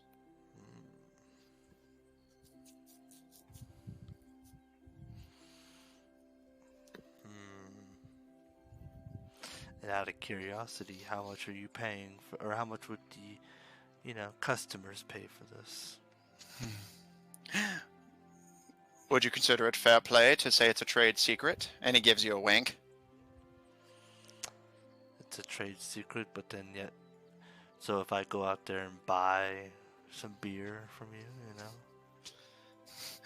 He kind of gives you a smirk, and I give you credit. You're smarter than most of the rabble I get in these parts. And he holds up a hand, one across his chest and one in the air in a motion of sincerity. Assuming your stock is high quality, I'll pay 5 gold to get it from you so that I might sell it for 10. More than what it's worth, but we don't get alcohol from the capital, and we do not have vineyards of our own, so these people will pay whatever I ask them to. Gotta love that markup. Yeah, literally charging the people double what the alcohol is worth, so that he can just take advantage of the fact that they don't have any. Yeah. When bear in mind, he's already running a weapons dealing business on the side and owns a restaurant. Yeah, getting some money. Hey. Yeah, no, this guy definitely strikes you as somebody who is loaded and likes it that way. He's trying to break into every market. Hey. Expand the business. Get it? Does this seem fair, sir?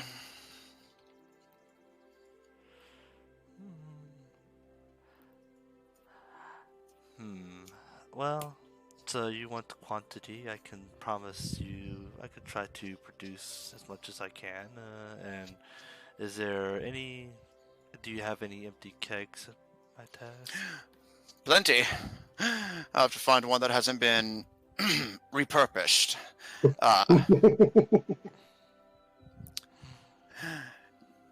Just a moment, and while I fetch that, we can talk shop.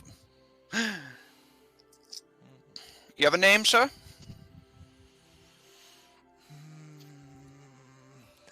Yes. My name is Zephyr. You can see he kind of actually briefly squints and looks down to you, almost like he's like fully taking in your appearance. And after a bit of consideration, he says, "In thieves' cant." Mm-hmm. Would I happen to know you from somewhere?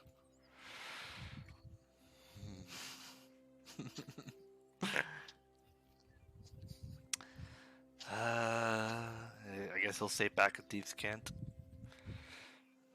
Well, not sure. I don't really know you, so can't really say if you know me or not.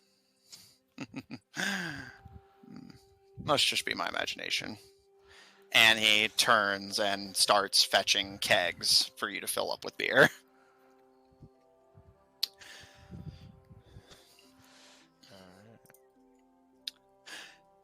Caleb, what did you roll for your investigation? 18. All right. Searching around, slinking off from the rest of the group and doing some searching of Tercel.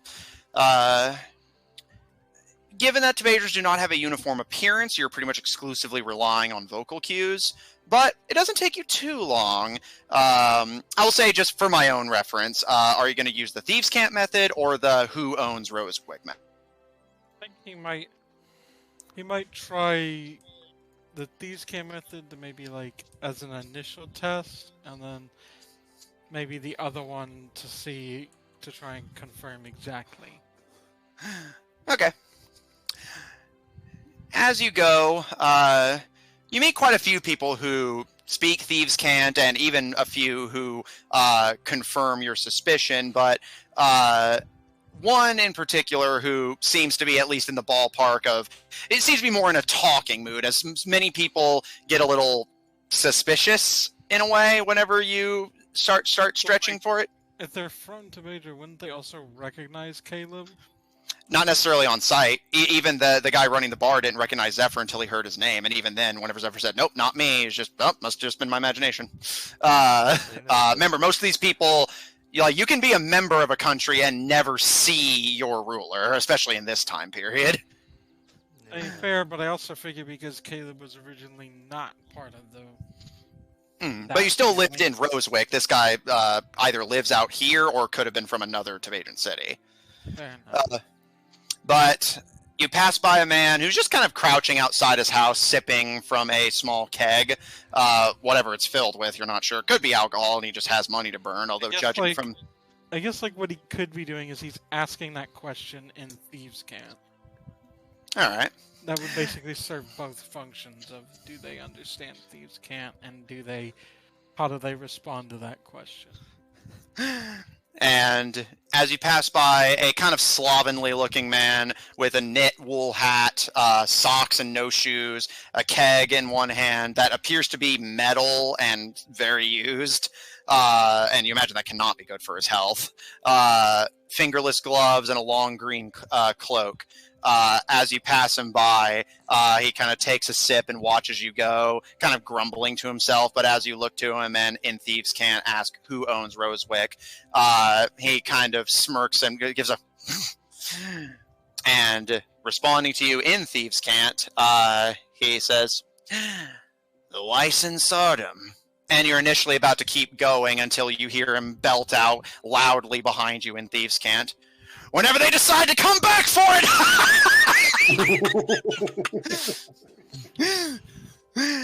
And God, I fucking love those cough laughs. And as that I imagine gets your attention, he gestures and pats the porch next to him, and continuing to speak to you in Thieves' Cant. "All right, come pop a squat, Chief." He reminds me of that dude from the Polar Express. That's actually what I was going for. I'm so glad I pulled it off. I was worried I couldn't nail it. It's that fucking I guess cough Caleb laugh. We'll talk with this man. Bad killed. What? So you go sit next to him? Yeah. And as you sit next to him, he offers the keg to you. And continuing to speak to you in perfectly fluent Thieves' Cant as he hands you the metal mug. "So, what brings a little small fry like you to a place like this, asking questions like that in tongues like that?" Well, I speak like that because that is the language of where I'm from, basically. Tebadron, huh? Or would you be Argosian? As well, you don't got the ears to be an Argosian. And he kind of leans back and spits at the floor next to him. "Any particular reason you're asking questions?" I was hoping to... I've been away for a while, and I was hoping to find someone who's going to tell me how things have been back home. Information. And he kind of pats his knees excitedly. "Most valuable thing of them all. Of course, town like this, it's not as likely to buy you a keg of anything so much as it is to get your face bashed in." What do you want to know? It's been a while since I've been in the forest, but a man hears things. I just wanted to know what has gone on since that whole... Since... The last thing I heard is that the king of the Major had some incident at some place. That's all they all go to. Yep, that'd be the summer ball, that's the one. And he kind of thinks for a moment. I don't know what they put in the food over in Mercurial, but whatever it is got him real bad sick. The queen and the princes and princesses are working day and night to take care of him. I hear that some of the royals have been away.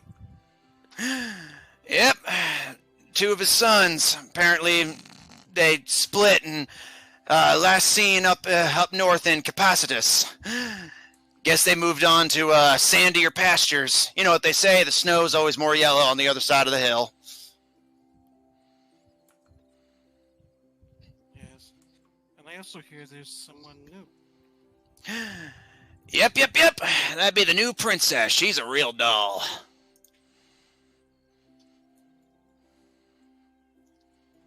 Does anyone know where she came from? Who knows where these kids come from? And, pardon me for speaking plain, but, you seem a bit too young for me to have... That'll be your parents' job. What did he say? You cut out. He was basically, he thought you meant, like, where did she come from, as in, like, where do babies come from? And he was like, that's not my job to tell you. Ask your parents. I mean, like, is she from, like, the city or the other cities? Well, I can't tell you exactly where she came from. I'm not her keeper, but I can tell you a few rumors that have been circulating. They say she's got a real bone to pick with 2 of the princes. Said that she came out of the forest bleeding and wounded, and the Tabadrin stumbled on her while she was going through the forest, and she killed them all. So she gets a meeting with the king, wondering who's been killing his men, and whenever she lets slip that she has a bone to pick with the princes, apparently, whatever happened in the room where it happens and all that, bada bing, bada boom, she's a princess. Gonna get her shot at vengeance. Interesting. Has any other actions in that regard been taken, or is it just her personal issue? He thinks for a moment, and I've heard rumors that they're thinking about putting a hit on the 2 princes, but if there's been one, I haven't seen it on the board yet. And he kind of nods to a cork board across the street. That's certainly a turn of events. Yeah, politics will do that to you. One second, you're an adopted prince living happily with your new family. Next thing you know, there's demons attacking and you're being hunted for sport by your own kin. It happens. We've all been there. Oh, very interesting. I hope this doesn't create more problems. The last thing we need is to start fighting each other. Well, whoever's fighting who, still money for us, eh? I guess that's true. All right. It's a shame for that little experiment in the forest to end so suddenly, though. I suppose you got me there. But we can always come back up here if things take a turn for the sour. And he gently takes his mug back from you. And anything else you need, kid?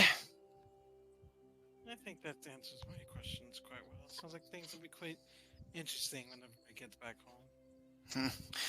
Well, you keep your nose clean, Caleb. See you around.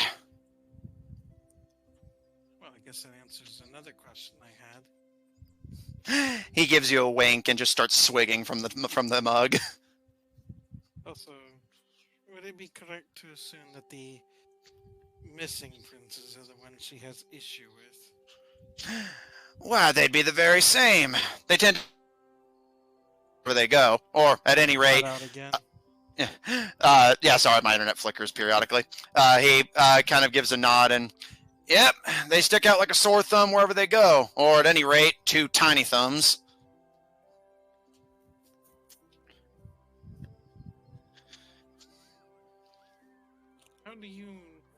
What's your interest in Tomato? Are you from there, or are you just someone who likes having a rest stop?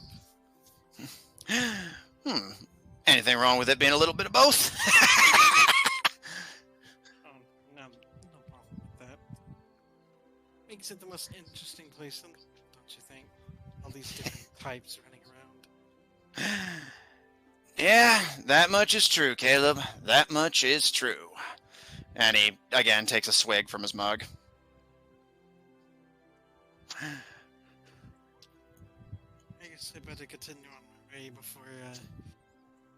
before a poster shows up on that board and you get any ideas. If it's any consolation, I ain't much of a fighter. What do you do then? He gives a smirk and holds out a coin pouch, and you kind of feel at your belt and realize yours is missing as he laughs and tosses it to you. I lure people who look stupid into talking to me and take whatever they've got. So I look stupid, is what you're saying. Given that you're walking around a town like this, dressed like that, yeah, pretty stupid. Don't take it too hard. Sometimes it's good to show your teeth. Keeps unsavory types away.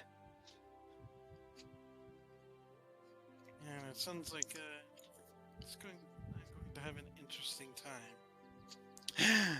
Well, then may you live in interesting times. And he takes another swig from his mug, and as you start to leave, you see another person passing by. From the looks of it, a courier of some kind, given the leathers, and he kind of snaps his fingers at them. Hey, come here. For some silver, I'll give you a swig of this. And the courier seems a little hesitant, but then starts to approach him, and he gives you a wink before starting to do the same business to him. At least I got my information, and I guess he'll make his way back. All right. The hustle never ends. Yeah, I gotta earn that silver. Earn. Yeah, I mean, it's work. Nuh-uh. And hey, it probably takes quite a bit of skill to do that. Like, how many of us could actually successfully pickpocket someone? Or keep them talking long enough to not notice that they're being pickpocketed. I mean, talking. That would be the equivalent No, that's what of I'm saying, yeah. That's the equivalent of saying people that scam other people are working hard. I mean, yeah, it's difficult. Yeah, If it was If it was easy, everybody would be doing it. Yeah. Lucien. You search and you search and you search, and you're initially convinced that there isn't a library in this god's forsaken town, but... Not just like a library, but like, just Any searching sort for of books. bookstore, yeah, any sort of bookstore. But you are eventually able to find what appears to be a schoolhouse on the outskirts of town. And while there doesn't appear to be a dedicated library and none of the stores appear to be selling books, you suspect that if anyone's going to have books, it's the schoolhouse. Working your way inside, you see a lumberjack chopping wood outside, and they kind of stare at you with a kind of suspicious glare as you go, and you kind of pick up your pace a wee bit. And once you find your way inside, you are immediately overwhelmed by the smell of just like rotting flesh, and see that there are fish hanging from. Oh yeah. I think I'm gonna need. I think I'm gonna need to do a wisdom save because of the fish thing. Hang on, let me get my D20. Fish. There we go. Yeah, it's a Lucien thing. Yeah, Oh, you like necromancing, right? Necromance these fish. That would be a 10. Lucien, as you walk through and are just bombarded by the smell and like getting literally slapped in the face with fish as you try to push them out of your way to work your way into the halls of the school. You kind of get lost in a bit of a haze as you start flashing back to your youth. You don't know how long you're kind of out for, but the next thing you know, there's this kind of sour smell and you're kind of sneezing and shaking yourself out of it. You don't know how long it's been. You can see the afternoon sun streaking through a window and see standing in front of you a kind of blonde-haired woman, but dressed in just rags, basically, and a deep, narrow scowl on her very thin, pointed face. She has a cleaver in one hand and a flask in the other. She's currently stoppering and placing on her desk behind her, and she levels the cleaver at you as you appear to be kind of regaining consciousness. And speaking plainly now, who are and what do you want? The fish stank was so bad she blacked out. She literally blacked out. She just kind of rubs her head. I got lost. I was looking for books. Books? Claws. She kind of narrows her eyes at you and, are you fucking with me, elf? If I was, it would be very obvious. It's a schoolhouse, isn't it? This looks like a schoolhouse. Look, if you need toilet paper, go find a bush. What? No. I want a book. Do you not know what a book is? Oh, I know damn good and well what a book is, and I'm one of the only people in this godforsaken place that does. Half of these godforsaken deck swabs are illiterate, and the other half could care less. Listen, if you could maybe point me in the way of some books, I'll give you money. She kind of pinches the bridge of her nose and just, fine. What kind of books are you looking for, madam?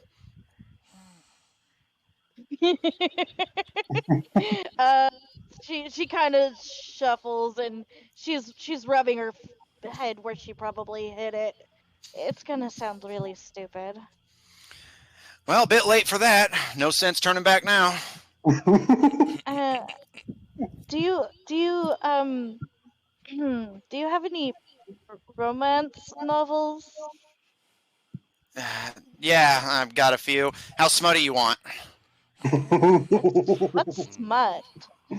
I'll start you with that then.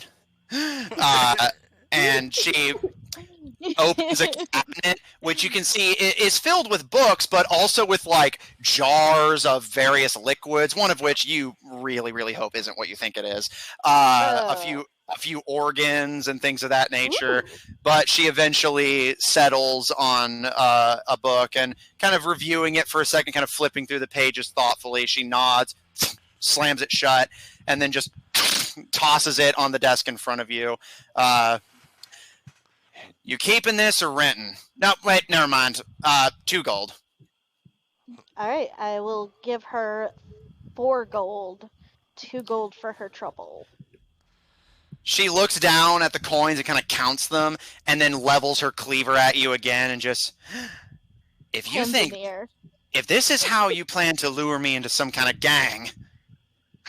Gang? No, I'm just thanking you for helping me. Why are you so suspicious of me? I rub my head and then I go, oh.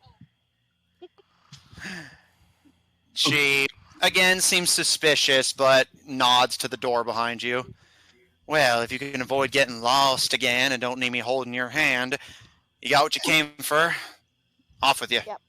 I'll kind of like do that thing where like I scoot forward, like shuffle. I'll take the book with both of my hands, press it against my chest, and like walk backwards out. All right. I'm gonna go find Agnes. Oh my goodness. Oh no. Oh, I God. do love the. Oh, you gonna rent? No, you know what? No, you're buying Now, it. you know nobody in this fucking town rents and then actually brings it back. I was Just going the for fact the that other obvious it's implication smut. of that, It's the considering that they're Honestly, I'm borrowing going with a Agnes romance already quote read it. unquote book. yeah. Like, who the Yeah, hell? is my brain doesn't typically go there, so that didn't even occur to me. I No, was no, just man. like- My brain immediately went there. I'm like, yeah, I wouldn't trust nobody in this town to return shit clean. Tuco, Keto, as the pair of you just kind of wander the town interestedly, you see that, again, despite its shadier aspects, life is manageable. You see that fishermen sit along the beach gathering, well, fish. You can see that a family of elves appears to run the local mill and are currently sawing through some lumber. And I will say the most immediately noteworthy thing you notice is that the miners, the mine shaft is kind of built into one of the nearby hills and presumably just goes down below it. But you can see that there are 2 guards posted outside the mine, and nobody appears to be going in or out, nor do you hear any explosions or see anything that would indicate any kind of activity happening in the mine. And you can see a small camp of miners from the looks of their pickaxes and shovels sitting in a small camp outside of the mine, kind of grumbling to each other, seeming kind of irritated about something. Is Tuco with this party or no? Tuco and Caro. Okay. Because the 2 of you were just kind of wandering, so... This No, is like yeah. basically the most interesting thing going on here that someone else in the party hasn't already found. Mines? Yeah, the mines, and there's a camp of miners outside and guards posted outside the mine. It's Yeah, the mines are shut ticked down. about something, and from the looks of it, the guards aren't letting anyone in or out. Sure. Tuco kind of like looked at Caro and just kind of motioned. You want to investigate? Sure. Alrighty. Oh. All right. As the pair of you approach, are you approaching the camp or the mine shaft? The mine shaft first. Okay. As the pair of you approach the mine shaft, the 2 guards hold up their hands and, oh, no one goes past this point. Alright. What is going on down there? That's classified information, I'm afraid, sir. Alright, how much can you be bought for? He kind of looks to his buddy, who kind of shrugs, and they look back at you. Are you implying that the town guard of Sundragon, our sworn duty to protect Tercel, can be so easily bought? I'll give you 50 gold each. Done. Yeah, I was like, this is gonna be. Alright, Kara, looks like we got a first class entrance into the mines. Sure. She'll look back to her menagerie. Just, do any of you want to stay here? You can see Soren kind of sniff at the entrance of the mine shaft and immediately kind of recoil. And Garrow, however, seems fine, although they do kind of like, their hackles do raise a little bit when they sniff the inside. Well, looks like it'll be you and me, and maybe a few of you beasties. Yes, And as they're pocketing the gold Tuco gave them, they kind of, I would be careful going down there. All negotiation aside, it's not safe. That's why we're not letting civilians in. Well, what's down there? In truth, we weren't told everything. The mayor just told us to lock off the mine and make sure no miners went back in once they came out. Apparently they dug something up down there they weren't supposed to, so we have this place locked off until it clears itself out. Is what? This is the second age, right? Is radioactivity known about? This is the third age, and to most it's not. However, to your people it is. Is it? Would he? I guess he'll go. He'll give it a shot. Is it radioactive? Radio what now? Thought as much. If it is, he gives him a pat. Good luck. You look a little off-put by the statement. Just, sir. Yeah, I was gonna say. I was gonna say they look kind of off-put, and they're just like, "Is this something we should be worried about, sir?" Tell me this: has your skin felt blistering lately? Is it hard to breathe? Do you feel pins and needles? I did get blisters on my feet the other day, and I do sometimes have trouble breathing in this suit. Well, I'm more talking in the general, though judging by your descriptions, I think you'll be just fine. They still look kind of nervous, and kind of looking to each other, like, "No, I'm serious. I'm serious, I got blisters." Let me put it this way. If it was radioactive, you'd already been vomiting up blood and would have had, at most, about a month to live. My vomit is red sometimes. No, I think that's fine, Greg. You can see him just kind of, well, looks like we don't have to face radioactivity. As they make to head their way in. The guards look a little concerned. Kara, are you going to follow? Sure. What is that echo? That is sorry. Evers. Oh shit. Yeah, it's doing the thing it was doing before again. I don't know why I keep doing that. But yeah, so Kara, you follow Tuco in? Okay.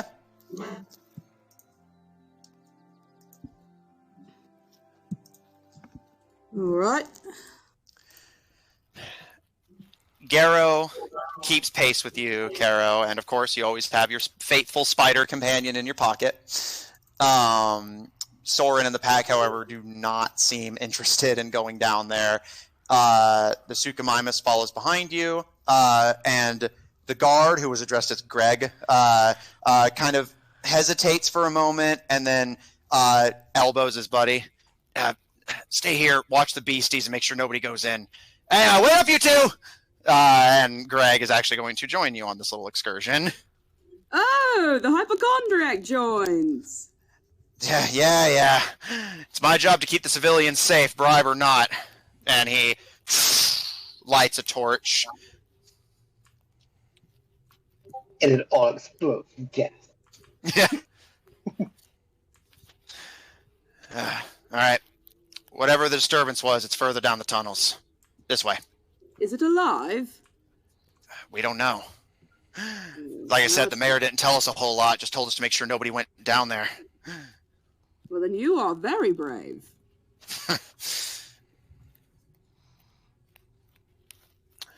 As the three of you descend down, it is dark. You can see the support columns built to keep this place from collapsing. And it doesn't take too long before you pass by what appears to be a kind of constructed doorway in the wall. And the guard kind of nods as you pass it by. That there's where the foreman of the miners would stay, and they would store what they got before bringing it up topside. I don't know if they left anything in there, but He would rifle through it. all right.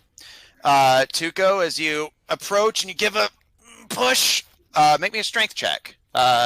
This will be a D20, and you add 1 to this. You're not super strong. 15. Okay. Stronger than me. Fair.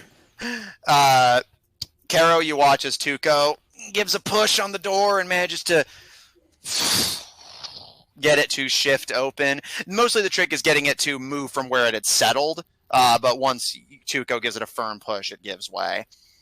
And you can see 3 doors on this one on the left, one on the right, and one going directly ahead.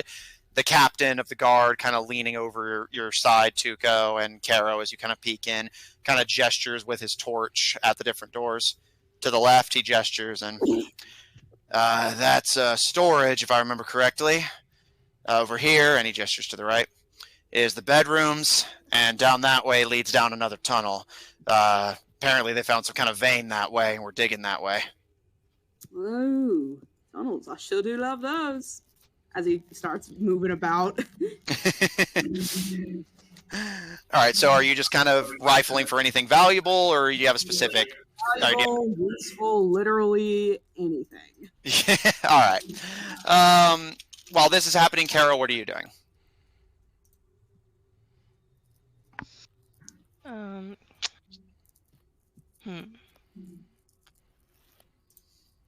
Guess Caro is gonna perceive with her little eyes.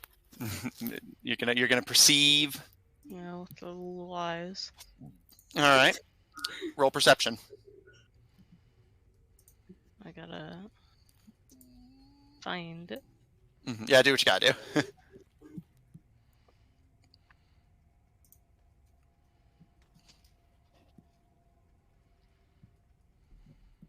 18.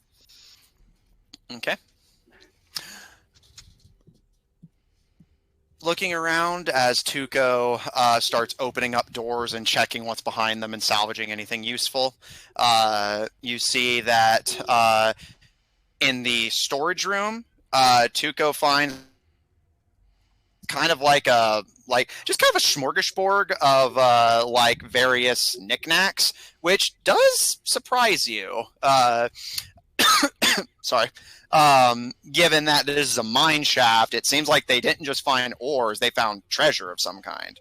You see, and Tuco, this is what you find in the storage room as well, a silver ring with this kind of whitish gold metal inlaid in it, a coffer that appears to be made of pewter and has carvings of thorned vines, a red cup engraved with like a maze-like pattern, a potion, it seems to be a kind of reddish blue one, a desk that appears to be turned on its side, a tapestry that is currently rolled up, a vial of ink, several coins of various value, and Tuco and Caro, this is what interests you the most, 2 items among the lot that actually give some form of identification. I'll say, Caro, you're the first to notice it, but if Caro, you don't do anything with it, then Tuco, I'll say you catch this as well. You see a Itzli, or obsidian, brazier that's engraved with dwarven ruins. And in a small, like, barrel of a sort, but like one of those little monkey barrels, like the kind you can fit in your hand. And peeking inside, Tuco and Caro, you see over your shoulder 3 sets of very, very tiny leather armor. Oh, that's just... Oh, look at that, Caro. As he kind of like wiggles it about. Isn't that just precious? Rip.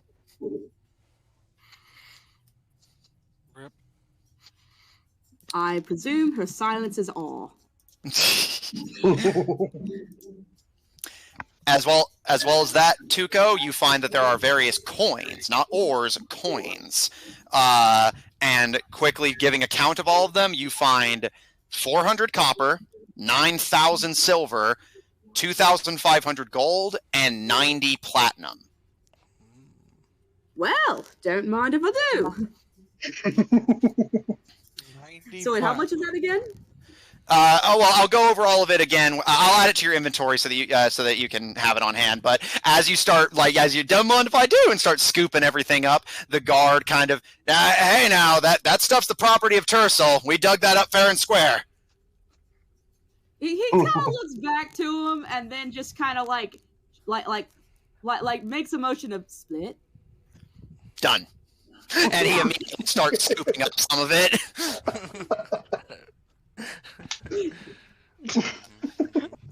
Wow. Caro just nods at this action, and tries to perceive further in. Yeah, and do you have any response to the tiny armors or dwarven ruins on the brazier? Oh yeah, we didn't try to look at that. As far as the tiny armor, she's just like teeny. Yes, yeah. Tuco, you're like, you're looking, ain't it cute? Caro's just teeny. Yeah, I can see Tuco just. Maybe we can put on your spider.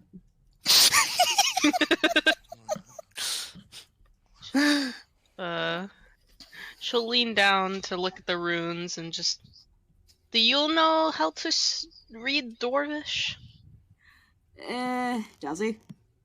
Let me check. Actually, I don't believe so. I No, don't think you so either. no, you can't. You cannot. Nah, afraid not. Telling me.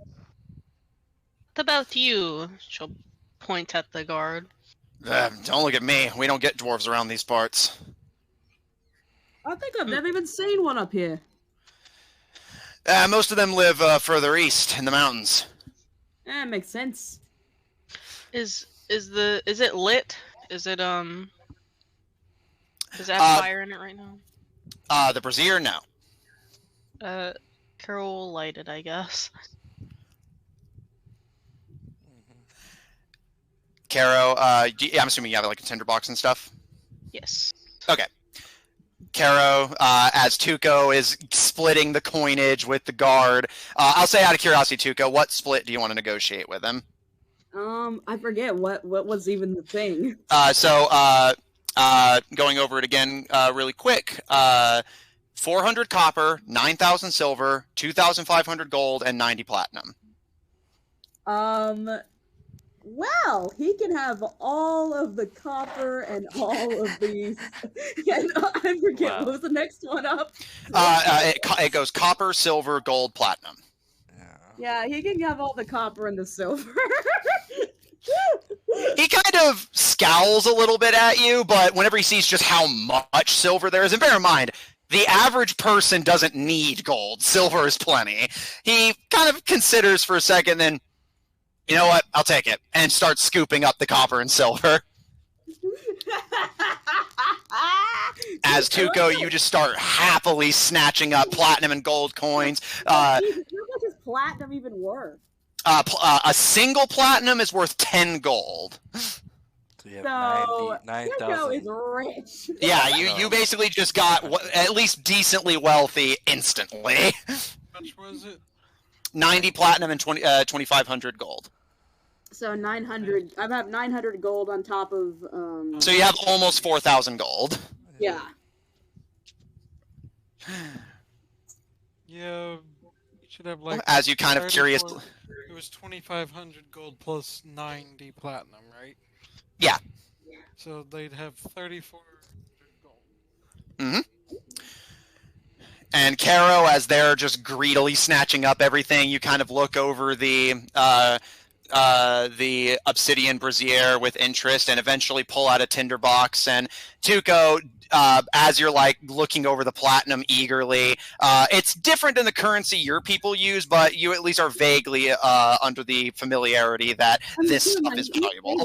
No, he's paid in surface coin. He doesn't.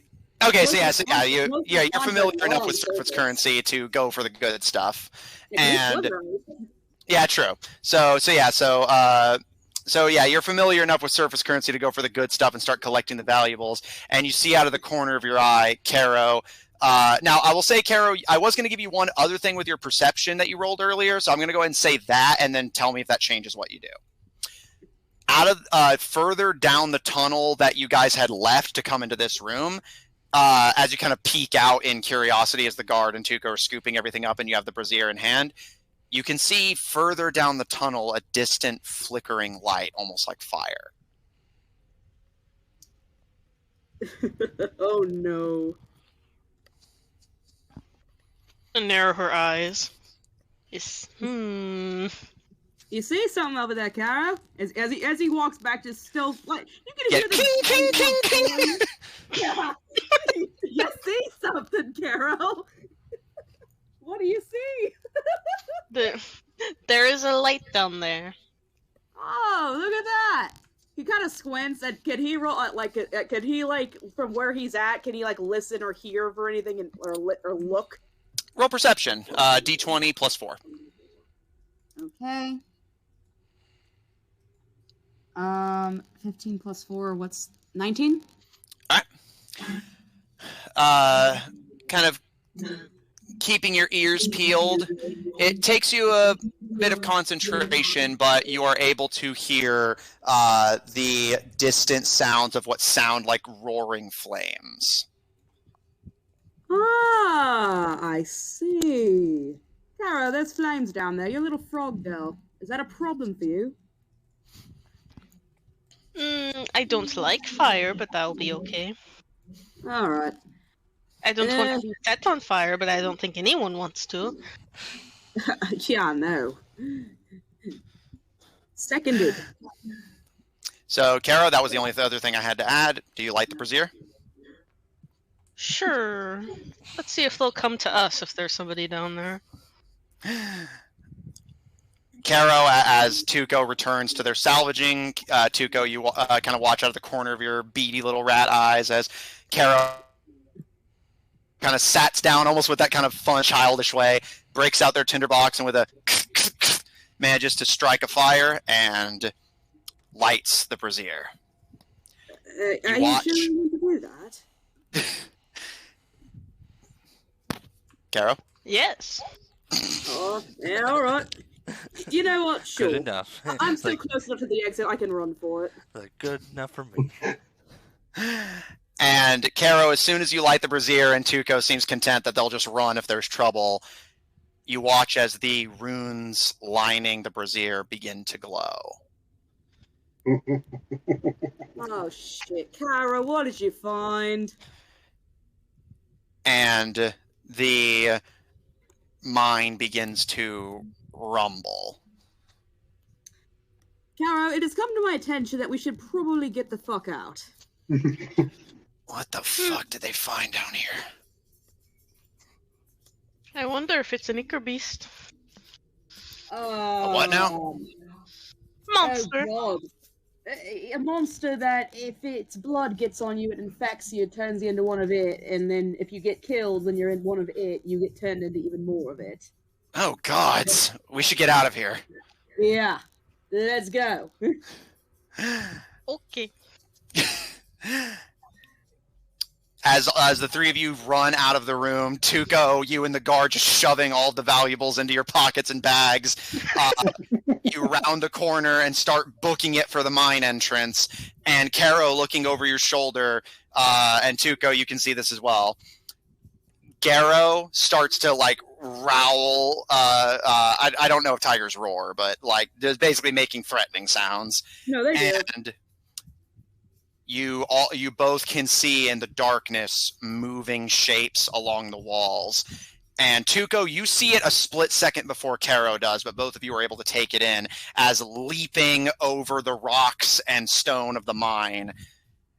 Whatever lighting that brazier did has summoned a small colony of giant ants.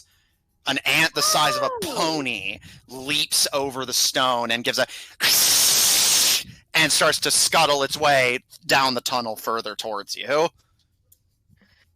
Oh, yeah, like you can see Tuco at this point. He takes out his gun. That's the giant, basically the rhino. We're in this. Yeah, the fuck off fireworks launcher. Yeah, the FOF fuck off fireworks.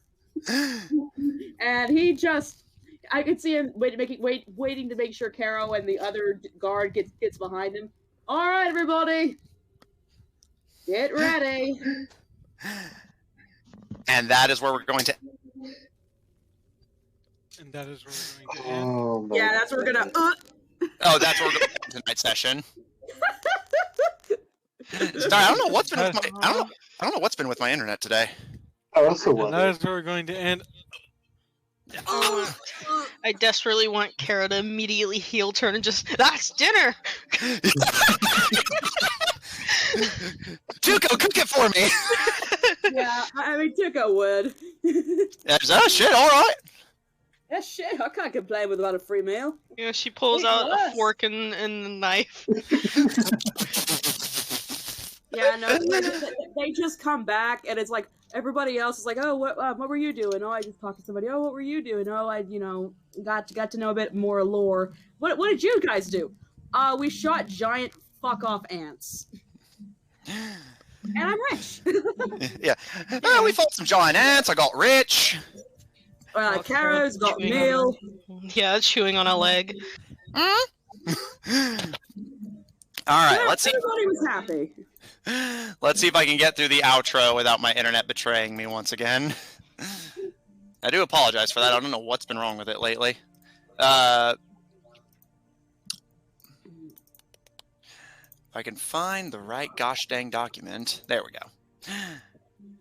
If you want to see more of my DMing, check out twitch.tv/Grahamcrackers, GRAMECRACKERZ, for my Friday campaign, The Goldshine Investigations, at 7 o'clock Central Daylight Time, featuring a party of investigators unraveling the cultish conspiracy that threatens their home. We're on our final 2 sessions, so if you haven't caught up on that already, I suggest you do. It's some good stuff. The players are super talented.